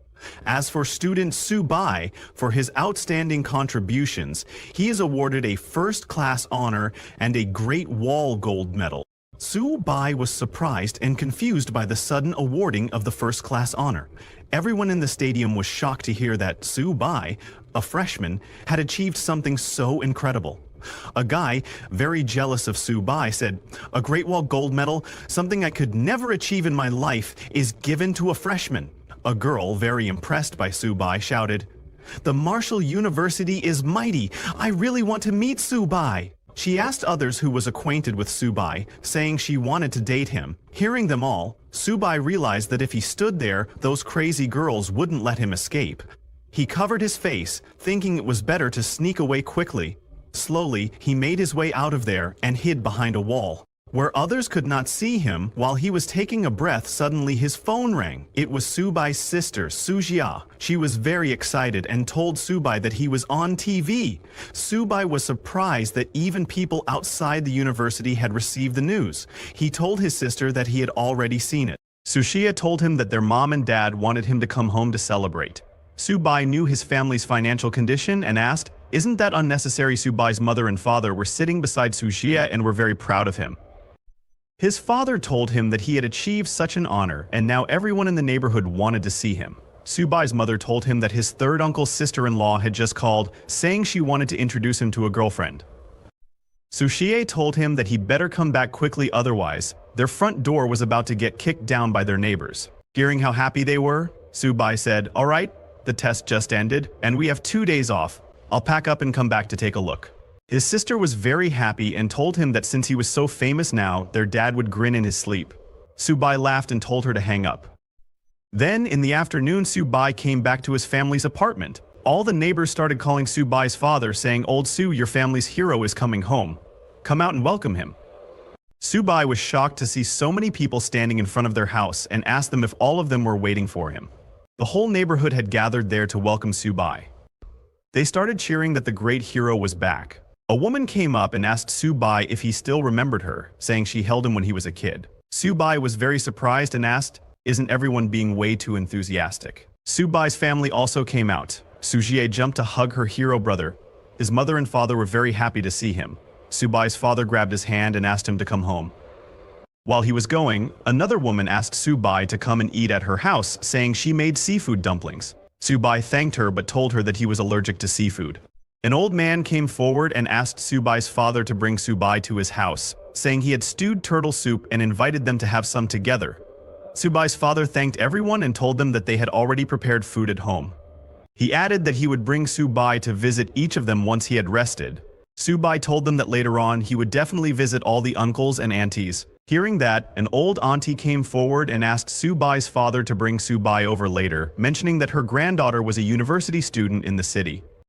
They can meet there, but another uncle came forward and told that auntie that her granddaughter wasn't worthy of Subai. He said her granddaughter had just graduated this year, and he would introduce Subai to her. Subai's father didn't expect his neighbors to behave like that. Somehow, Subai and his family returned to their house. Subai was exhausted from dealing with all of them. He said that if he had known it would be like this, he would have snuck back after dark. Sushia told him that wouldn't work because Anchang had installed surveillance outside their house. She was just waiting for Subai to come back so she could introduce her granddaughter to him. Subai's father immediately walked towards the kitchen, telling them that he would cook personally today. His mother told Subai to take a rest first, saying that she and his dad would cook. She asked her daughter to come help out. Subai immediately threw his bag on the side of the sofa and sat down. He finally got a moment to catch his breath, but before he could rest, suddenly a system notification popped up in front of his eyes. The system detected a contractable creature, a little kitten, and asked Subai if he wished to tame the little kitten. Subai was surprised to see that notification. It was the Beast Master's intuition. Seeing his surprised expression, Sushia asked him what was happening. Subai asked his little sister if their family had gotten a cat. She pointed at a little cat eating food in the corner of the room and asked him if he meant Little White. Seeing the cat, Subai asked her if they couldn't have a more impressive one. Sushie pet the little cat and asked Subai what was not impressive about Little White. "It's so cute," she said. She told him that after he took Little 8, she found Little White on the road a few days ago, so she brought it home. Subai didn't argue with his sister and told her that it was cute if she said so. He thought that if his sister liked it so much, maybe he shouldn't tame it. But then the little cat's status window popped up in front of him. Tamed Beast Little Kitten Level 0 Ordinary. Initial stage bloodline contains traces of the White Tiger Sacred Beast bloodline growth potential infinite, with eventual god slaying capabilities. Current stats: Physical 1, Defense 1, Spirit 1. Its agility is 3 and its ability is Claw Strike, which increases attack speed and damage by 100%. Its evolution method is consumption. The system then asked Subai if he wished to tame the kitten. Subai was too shocked to see the little cat's status window, wondering, could this stray cat really have the White Tiger bloodline? The little cat looked at Subai with curiosity. Sushia told Subai that it seemed to like him. Subai clicked on the tame option, thinking he should tame it first and figure it out later. After taming the little cat, he turned to his sister and, while smiling, called her to discuss something. He told her that it was about the little cat because her brother is a beast master. Before Subai could finish what he was saying, Suja immediately declined. She took the little cat and said, "Brother, since you already took Little 8, don't think about taking Little White." Subai tried to convince her, saying they could negotiate on this. He asked her if she didn't want a laptop. Suzai ran with the little cat, telling Subai that it wouldn't do and that she wouldn't give Little White to him.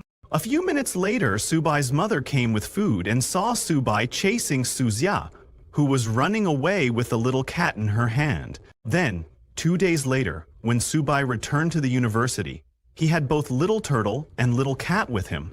When the students of the university saw Subai, they immediately recognized him. Seeing the cat in Subai's backpack, a girl asked another, "Why does he have a cat in his bag? Is he a cat lover?" Inside Subai's bag, Little Turtle was very happy to be with Little Cat.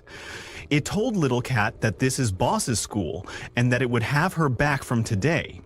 But Little Cat was very uncomfortable in that small bag and complained to Subai that Little Turtle was squishing her. However, Subai didn't understand what they were talking about. While he was walking, a boy spotted Subai and said, "Isn't that Subai the one who got the gold medal?" Another boy replied, "Is that why, despite his average looks, so many girls are running to his dorm?" They were jealous of Subai's achievement. Hearing them, Subai thought, "Looks like I'll need to wear a mask when going out in the future." While he was walking, suddenly there was an announcement asking student Subai to please report to the principal's office immediately. Subai was surprised by the announcement, wondering what the principal could want with him. When he went to the principal's office, the principal told Subai that he was truly a man of Huaxia. Because of his excellent performance at the F-269 military base, the school had decided to reward him. The principal asked Subai what he would like. Subai said that he was really grateful to the school and also to the principal. Subai had always heard that their principal was a stingy man, so it would probably be tough even trying to get some food for little 8. He pretended to think hard and told the principal that he didn't want the school to go bankrupt over him. So how about 100 gold tier beast cores? The principal acted shocked after hearing 100 gold tier beast cores and said, "Subai, I don't have that many of them, even if you grind my bones to dust. Why don't you ask for the principal's position instead?" Subai then told the principal that he could settle for 100 silver tier ones instead. Hearing about the silver tier, the principal told him not to even think about it, saying he couldn't even get scraps with the amount of honor he had. Subai told the principal that he didn't want the gold medal or whatever. Could he have 50 silver tier beast cores instead? He tried to make the situation emotional, saying, "Principal, you know I bled for the school." But the principal didn't fall for that and said, "Subai, humans are humans. The strong in the human race have the responsibility and duty to protect the weak. When you saved those students, you were carrying out a duty as one of the strong ones." Subai was at a loss for words seeing the principal. He said, "Principal, please, no more yapping. Let's settle with 50 silver tier beast cores." The principal completely ignored his words and told him that the military and the school weren't going to give up on a genius like him. He took a deep breath and told Subai that this was the most he could do. He would let him have 10 bronze tier beast cores. Subai was shocked to hear that his reward was just 10 bronze tier. He immediately declined and asked for 20 bronze tier beast cores. The principal agreed to 15 and told him that it was final. Subai accepted the deal. The principal realized that Subai was trying to haggle with him, and Subai also realized that his principal was very cheap.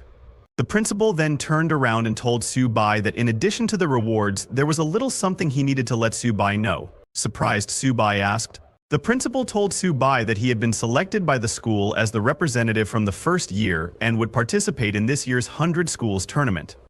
Subai was confused to hear about the 100 Schools tournament and asked the principal if the reward thing was just a ruse. He said, "Principal, this is not very nice of you." The principal asked him not to put it that way. As a student of Jiangzhou Martial University, it was his duty to bring honor to the school. The principal asked Subai if he didn't want resources, saying that the tournament was very generous with rewards. Subai replied, "Principal, there must be lots of skilled people in the 100 Schools tournament. It'd be difficult to even get a rank, wouldn't it? It'll be hard work." Hearing that, the principal said, "How can the youth of today be scared of challenges?" He told Subai to go prepare and come to the training room tomorrow. Subai agreed and left. The principal looked outside the window and thought, it's getting more difficult to rope the youth today into things. On the other hand, while leaving, Subai thought of the tales of the principal being a sly old fox and realized that the gossip was definitely accurate. The next day, 10 students gathered in the practice hall. The principal told them that the 100 Schools tournament was hosted by the military, though the Ministry of Education had given them far fewer resources compared to better-known schools, such as the martial universities of Beijing and Shanghai. He was still sending them off with the hope that they would achieve better results. Then the principal started the roll call. First was third-year Hu Qing, who was a bronze middle tier awakened of the wood element. Second was Bai Ningbing, and then Xiong Tiangxiang. While the principal was calling their names, an annoyed guy said, "This is kind of unfair. Jiangzhou Martial University was founded later, so students here get much fewer resources than those going to famous schools." A girl standing behind agreed with him, saying, "I heard that our school has always ranked very low." The principal then called first year Subai's name last. He immediately responded, "I'm here." The principal told the students that there were 10 students representing the school in the tournament, and they were the top students in their respective years. The principal took out a paper and said he would make an announcement. He pointed at Subai and announced that this year, the leader of the team would be Subai. Subai was shocked to hear his name and asked the principal, "This is a mistake, right?" When the others heard Subai's name, they got angry. The principal told them that making Subai the team leader was a decision made by the school board after much discussion. An angry guy came forward and asked the principal, "Hu Qing is the strongest and most experienced out of all of them. How can a freshman be the team lead instead of him?" Others agreed with him. Another boy pointed at Hu Qing and said, "Subai is just at the initial tier of bronze, a whole tier behind Hu Qing. How can he lead us?" The principal got angry and asked them if they had seen the news these past 2 days. Subai is capable of defeating gold-tier beasts. If any of you want to be the leader, you should go kill a gold-tier beast right now, and I will make the swap." Hearing about Subai defeating a gold-tier beast, a boy laughed and said, "Who the hell knows how he did it? Might have just been luck." Another boy looked angrily at Subai and said he didn't believe it either. He challenged Subai right there for a fight. All the seniors were angry at Subai, saying they also wanted to challenge him. Subai tried to calm them down, telling them that he was not aware of this whole leader thing at all. Subai was angry at the principal because he was making Subai a target for everyone. The principal immediately walked away, saying, "That is all for today." He asked them to go get ready, as the tournament was less than 20 days away, and he looked forward to their performances. While the others were hearing the principal, Subai also ran away from there. Some students noticed and shouted, asking him, "Where are you going while running away?" Subai said, "Dear seniors, I'm in a hurry. I'll be going to my dorm now." Seeing Subai escape, a boy called him a coward, saying he didn't believe that Subai killed the gold-tier beast at all. Another boy angrily said he would show Subai who's boss once the tournament started. On the other hand, Subai returned to his dormitory and called his little turtle, telling it that it was time to eat. Looking in his inventory, Subai said, "At least the old fart kept his word." He told the little turtle that there were 15 bronze-tier beast cores, enough for it to level up. When Subai gave a beast core to the little turtle, the little cat tried to snatch it. Subai told the little cat not to rush because there was something for it too. He took out some blood essence and gave it to the little cat because its level was still too low. Seeing the little cat eat the blood essence, the little turtle made an innocent face, hoping to get some too. "It sure eats a lot," Subai said, giving it some. Another beast core. Subai was crying as he gave the third beast core to the little turtle because one bite cost hundreds of thousands of yuan. The little turtle ate it immediately and asked for more. Subai, still crying, asked it how much more it needed to eat to evolve. He poured all the beast cores into the little turtle's bowl and told it that these were the last ones. If it still didn't evolve, then he was going to feed everything to the little cat in the future. The little cat got happy to hear that. After eating the third beast core, the little turtle's body started shining again. Subai got a little scared seeing the golden light coming out of the little turtle's body. The whole university started shaking because of the little turtle's evolution. Everyone was confused, asking what happened. They wondered if it was an earthquake. A system notification came congratulating. Subai was thrilled because his mystic tortoise had leveled up to bronze middle tier. Subai's own level also increased. Currently, the little turtle's level is bronze middle stage. 30% of its Xuanwu bloodline is activated, enhancing all its attributes and strengthening its talents. The little turtle's physique is 568, defense is 862, agility is 95, and spirit is 90. Subai was happy that the little turtle finally leveled up. While it didn't gain more talents, its stats and talent levels increased significantly. While Subai was looking at the little turtle's status window, another notification came, congratulating him because the little cat also leveled up to ordinary high tier and awakened. Subai's tamed beast, Little Kitten, is now an ordinary high-level beast. It contains traces of the White Tiger Sacred Beast bloodline with infinite growth potential and, eventually, god-slaying capabilities. Now its strength is 39, defense is 38, agility is 79, and spirit is 25. It also has 3 talents. The first talent is Claw Strike, which activates by consuming stamina, increasing attack speed and damage by 100%. The second talent is Bloodlust, which activates by consuming stamina, increasing attack by 100%, 500%. The graver the wounds, the higher the bonus. The third talent is Ghostly Haunting Step, which increases movement speed by 100%, 200%. The bonus increases as more vitality is consumed. Seeing the second notification, Subai jumped in. The next day, Subai went to the Jiangzhou Martial University library. He was surprised by the sheer size of the building. He remarked to the librarian that he hadn't expected Jiangzhou University's library to be so vast. The librarian explained to Subai that the library had been established even before the university was founded, serving as the cornerstone of Jiangzhou Martial University's heritage. While speaking with Subai, the librarian scanned his ID and was astonished. She hadn't expected a freshman to already have 180 credits. As a beast tamer, Subai asked her about books related to beast taming. The librarian pointed in a direction and informed Subai that the beast taming books he was looking for were over there. He was free to look up whatever information he needed. Subai thanked her and went to the beast taming section. He was a little surprised to see that there were actually quite a few books on beast taming. He thought it would take him a long time to go through all of them. While Su-bai was selecting his first book, he noticed a book written by Lo Fan. When he read the name, he felt that he had heard it somewhere before. Su-bai picked up the book, and while flipping through its pages, he noticed the beast taming skills described in it. The skills included Heavens and Earth Converge, the Undying Soul, Divine Weapons Gathered, Sacred Beasts Armed, the Roots of Grass and Trees, and Origin Confluence. Su-bai recognized the bibliophile Origin Confluence skill as he had already mastered it. He wondered what the Undying Soul and Sacred Beasts Armed might mean. While Su-bai was engrossed in reading the book, he didn't realize that he had already lost track of time. Nations noticed Su-bai coming out. These seniors noticed Su-bai coming out. These seniors were the same ones selected to compete in the university competition alongside Su-bai. Seeing him emerging from the beast taming section, one of the seniors mocked him, saying, "A beast tamer has no future, no matter how much they study." Su-bai didn't even notice them as he was fully engrossed in the book he was reading. He was amazed by its contents and said to himself, "I didn't expect Senior Luo Fen to be so powerful." He created 3 divine skills: Origin Confluence, Sacred Beasts Armed, and the Undying Soul. He even single-handedly fought against the invasion of all the tribes.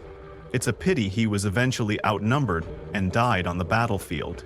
Even with just a brief look at the book, Su-bai was captivated by the extraordinary achievements of Luo Fan. Su-bai realized that he needed to read this book carefully, but suddenly something shocking happened. While Su-bai was reading, the book began to shine brightly. He was shocked and confused, unable to comprehend what was happening or why the book was floating. He even felt a strange force flowing into his body. After the book stopped shining, Su-bai went to the librarian. Showing her the book, he asked if he could borrow it. The librarian was surprised to see the book because it didn't have a classification label. She told Su-bai that it probably wasn't part of the library's collection. Su-bai insisted that it couldn't be true, as he had taken it directly from the bookshelf. The librarian decided to check and investigate further. The librarian tried to examine the contents of the book, but even after using all her strength, she couldn't open it. Frustrated, she wondered why she couldn't open the book. Su-bai was surprised to hear this and said, "That can't be right. I was just reading it a moment ago. Let me take a look." But when Su-bai tried to open the book, it opened immediately. Su-bai showed it to the librarian and said, "How is it possible that it couldn't be opened?" The librarian was equally confused and said, "Maybe something went wrong." She told Su-bai to keep the book and read it, adding that he could return it whenever he was done. Su-bai immediately took the book and asked the librarian if he could borrow it for as long as he wanted. The librarian agreed, and Su-bai was delighted to hear that. He thanked the librarian before leaving. After Su-bai left, the librarian called the university principal and informed him that the book they had left on the bookshelf had been taken by Su-bai. The principal was shocked and asked if Su-bai had actually managed to open the book. The librarian confirmed that it was true.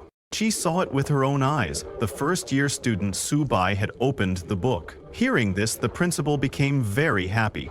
Looking up at the sky, he said, "Luo Fan, the person you've been waiting for has finally appeared after 100 years. If you, in the underworld, are aware of this, you must be very happy, right?" The scene then shifts to 2 weeks later, at the Marshall University's 100 Schools League. People started gathering at the stadium. A reporter informed the audience that the 100 Schools League was divided into 5 major battle zones: East, South, West, North, and Central. Each battle zone would produce 2 qualifying teams. The 8 Marshall Universities of Changsha Province had all gathered at Changsha Marshall University to compete. The stadium was packed, and tickets for this year's 100 Schools League were in high demand. University buses began to arrive, carrying the participants of the competition. A group of students from Fuquan mocked the students from Lonying Marshall University, saying, "Lonying Marshall University dares to show up? They're just here to get beaten." The Longjing Marshall University students retorted, "Who gets beaten is still up in the air. Just wait and see, you trash from Fuquan." All the students were highly competitive and full of spirit as they headed into the stadium. Meanwhile, the audience began to gather as the competition was about to start. At the seating area for Subai's Zhengzhou Martial University, Instructor Fu arrived and asked, "Is everyone here?" A senior replied, "Subai hasn't arrived yet, but everyone else is here." Another senior added, "Subai is our team captain. He wouldn't back out at the last minute." Just as he said that, a voice suddenly called out, "How could I back out at the last minute?" The one who said that was Subai. Instructor Fu was shocked to see him. It had only been a few days, but she could sense that Subai's strength had improved significantly.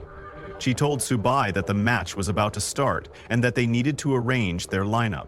Subai reassured Instructor Fu, saying, "Don't worry, I've got it all planned out." Before the competition began, a host appeared on the big screen and announced, "Ladies and gentlemen, teachers and students. Just a month ago, the myriad beast clans deployed large-scale forces to pin down the military's frontline capabilities. Meanwhile, smaller groups of vicious beasts bypassed the front lines to attack the rear military bases of several provinces.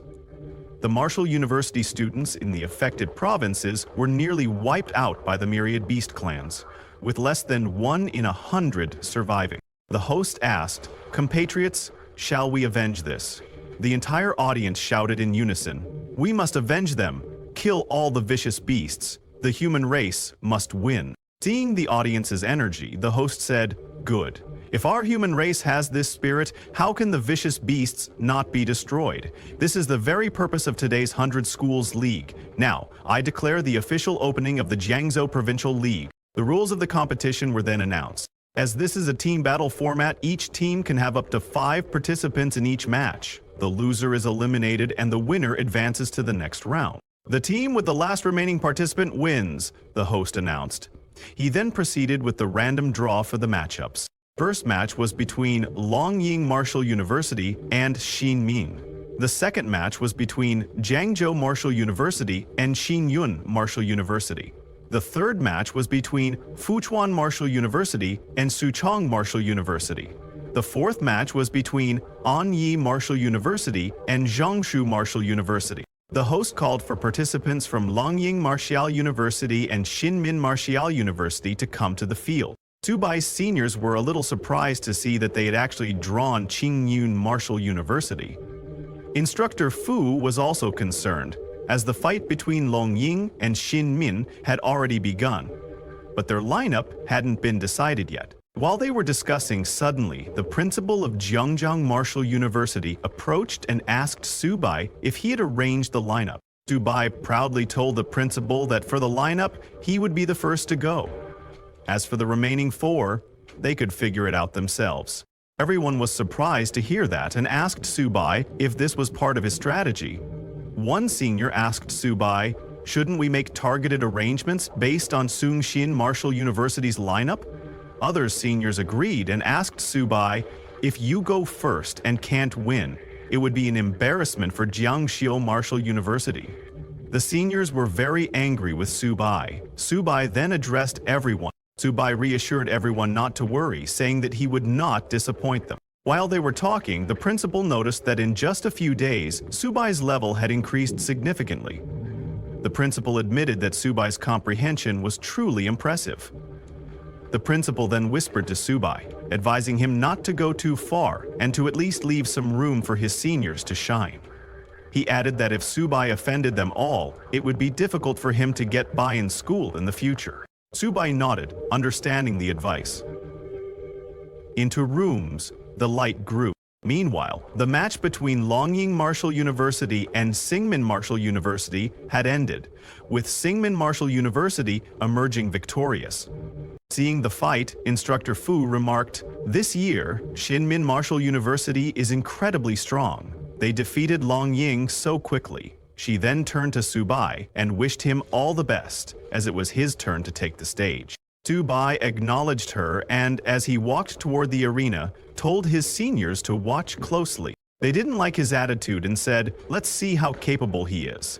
When Subai stepped onto the arena, waifu Yunran started cheering for him. Subai's roommates were also there, cheering him on.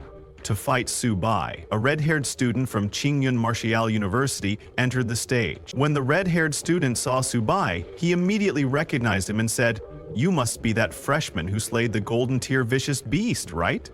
Subai, a little annoyed by the title, admitted that it was indeed him.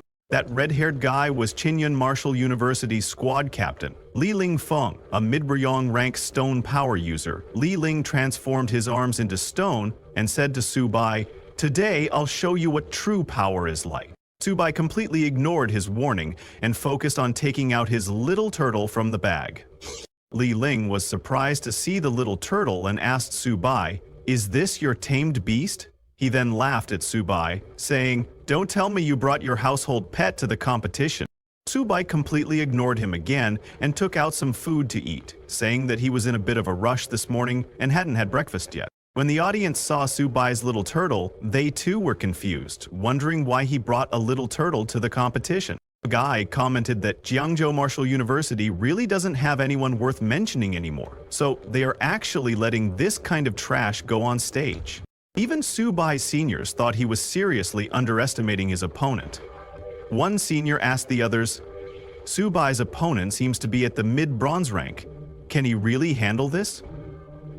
While they were all wondering about the little turtle, Instructor Fu was wondering why. Subai was eating peanuts and drinking cola on the stage. After taking out the little turtle, Subai sat down, opened a can of cola, and told the little turtle, "After eating so many beast cores, don't embarrass me." The little turtle moved forward and released a bright light from its body. Li Ling felt the power emanating from the little turtle and wondered, could this turtle really be his tamed beast? Subai's little turtle took its black tortoise form. This time it was a stable form, and the little turtle fully controlled the transformation. Li Ling was terrified upon seeing the little turtle's overwhelming form. The whole audience was shocked to see such a massive turtle. One guy remarked, "This turtle's one eye alone is as big as a basketball." Looking at the little turtle's armor, one man asked, "Is that its skin?" This is clearly armor, and it's actually shining like metal. Being able to project mass really did seal the deal for these stars, and the turtle became associable with the image of superpower and superhumanness. Turtle number 6, Van Haberman, age 23, escapes from an MJ science tower, where he concludes his mission by receiving powers of his own.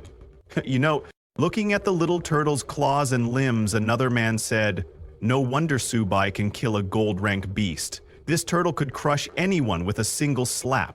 Yanran was very happy, knowing that her future husband Subai is now stronger. EYA's roommate Fan Chao was very shocked, wondering, when did Subai's little turtle get this big? While drinking cola, Subai ordered the little turtle to finish the fight quickly. At Subai's command, the little turtle swung its huge claws at Li Ling, who couldn't even react to the attack. With just one move, the little turtle sent Li Ling flying. He crashed to the ground with a solid impact. Although he didn't get injured, he used his stone power to turn his back into stone. But Li Ling was too shocked after seeing how massive the little turtle was. Subai told Li Ling to just hold on a little longer because he wanted to finish his cola before taking him down. Since Li Ling became very angry, he stood up, thinking it was just a sneak attack and that he must focus all his power. Li Ling said, "Subai, you think you're tough? Then let's see who's tougher."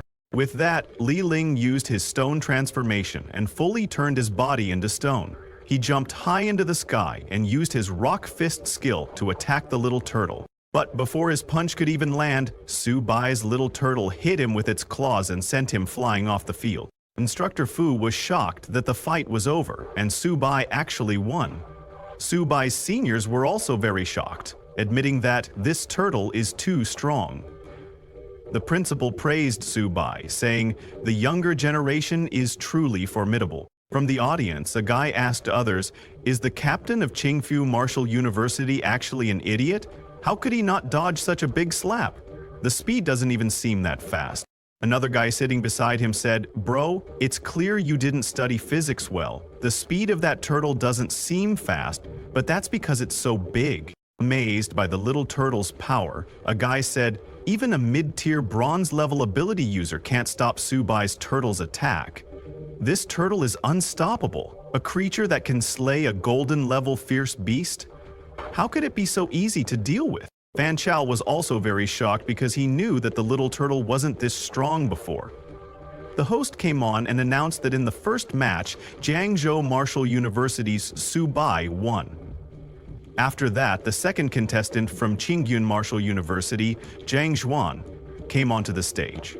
Zhang Zhuan was a mid-bronze rank blade user from Qinghun Martial University. She took out her blade and thought, I'll rely on speed to win, and I can't let that turtle get close to me.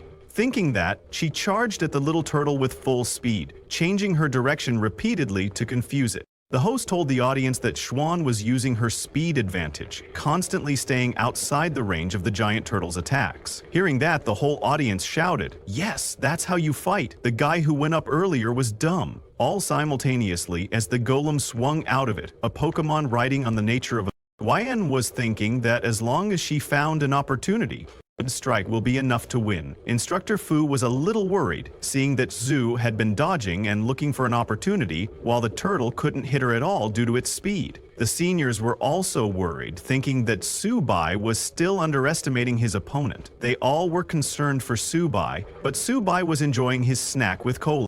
Zhuan moved to the right side of the little turtle. The little turtle attacked with full power, even destroying the ground. But Zhuan jumped into the air and dodged the turtle's attack. Landing on the ground, Zhuan said, "Su Bai, your turtle is really strong, but I can choose to directly deal with the beast Tamer." Saying that, she jumped to attack Su Bai, thinking it was too late for him to reverse the situation now. Su Bai was still drinking his cola. Instructor Fu got scared seeing that Xuan was about to attack Su Bai directly, and Yanran was also very worried, asking Su Bai to be careful. Lian strikes at Su Bai with her sword, saying, "Su Bai, you lost." But before her sword could even touch him, the little turtle hit her and sent her flying. The little turtle used its tail to attack, which Suen was unaware it could do. Seeing the little turtle's attack, the audience jumped in excitement, calling that move the turtle's divine tail swipe. Yanran also let out a sigh of relief as it was a close call. Subai's seniors were shocked to see that Subai won again, asking, "Isn't that too fast?" Both Instructor Fu and the principal admitted that Subai is really strong. Turtle Sense walked down the mountain and proceeded to find a resting place. She had just finished her meal, but on the way, Xuan lost her sword, so there was no point in fighting anymore. On the other hand, Shu also had the most beautiful eyes in the world, and Xuan also walked over to Xuan. She told the little turtle that it was too close to him, and then he told Xuan to hurry up and heal herself, as his little turtle's strike was a bit too harsh this time.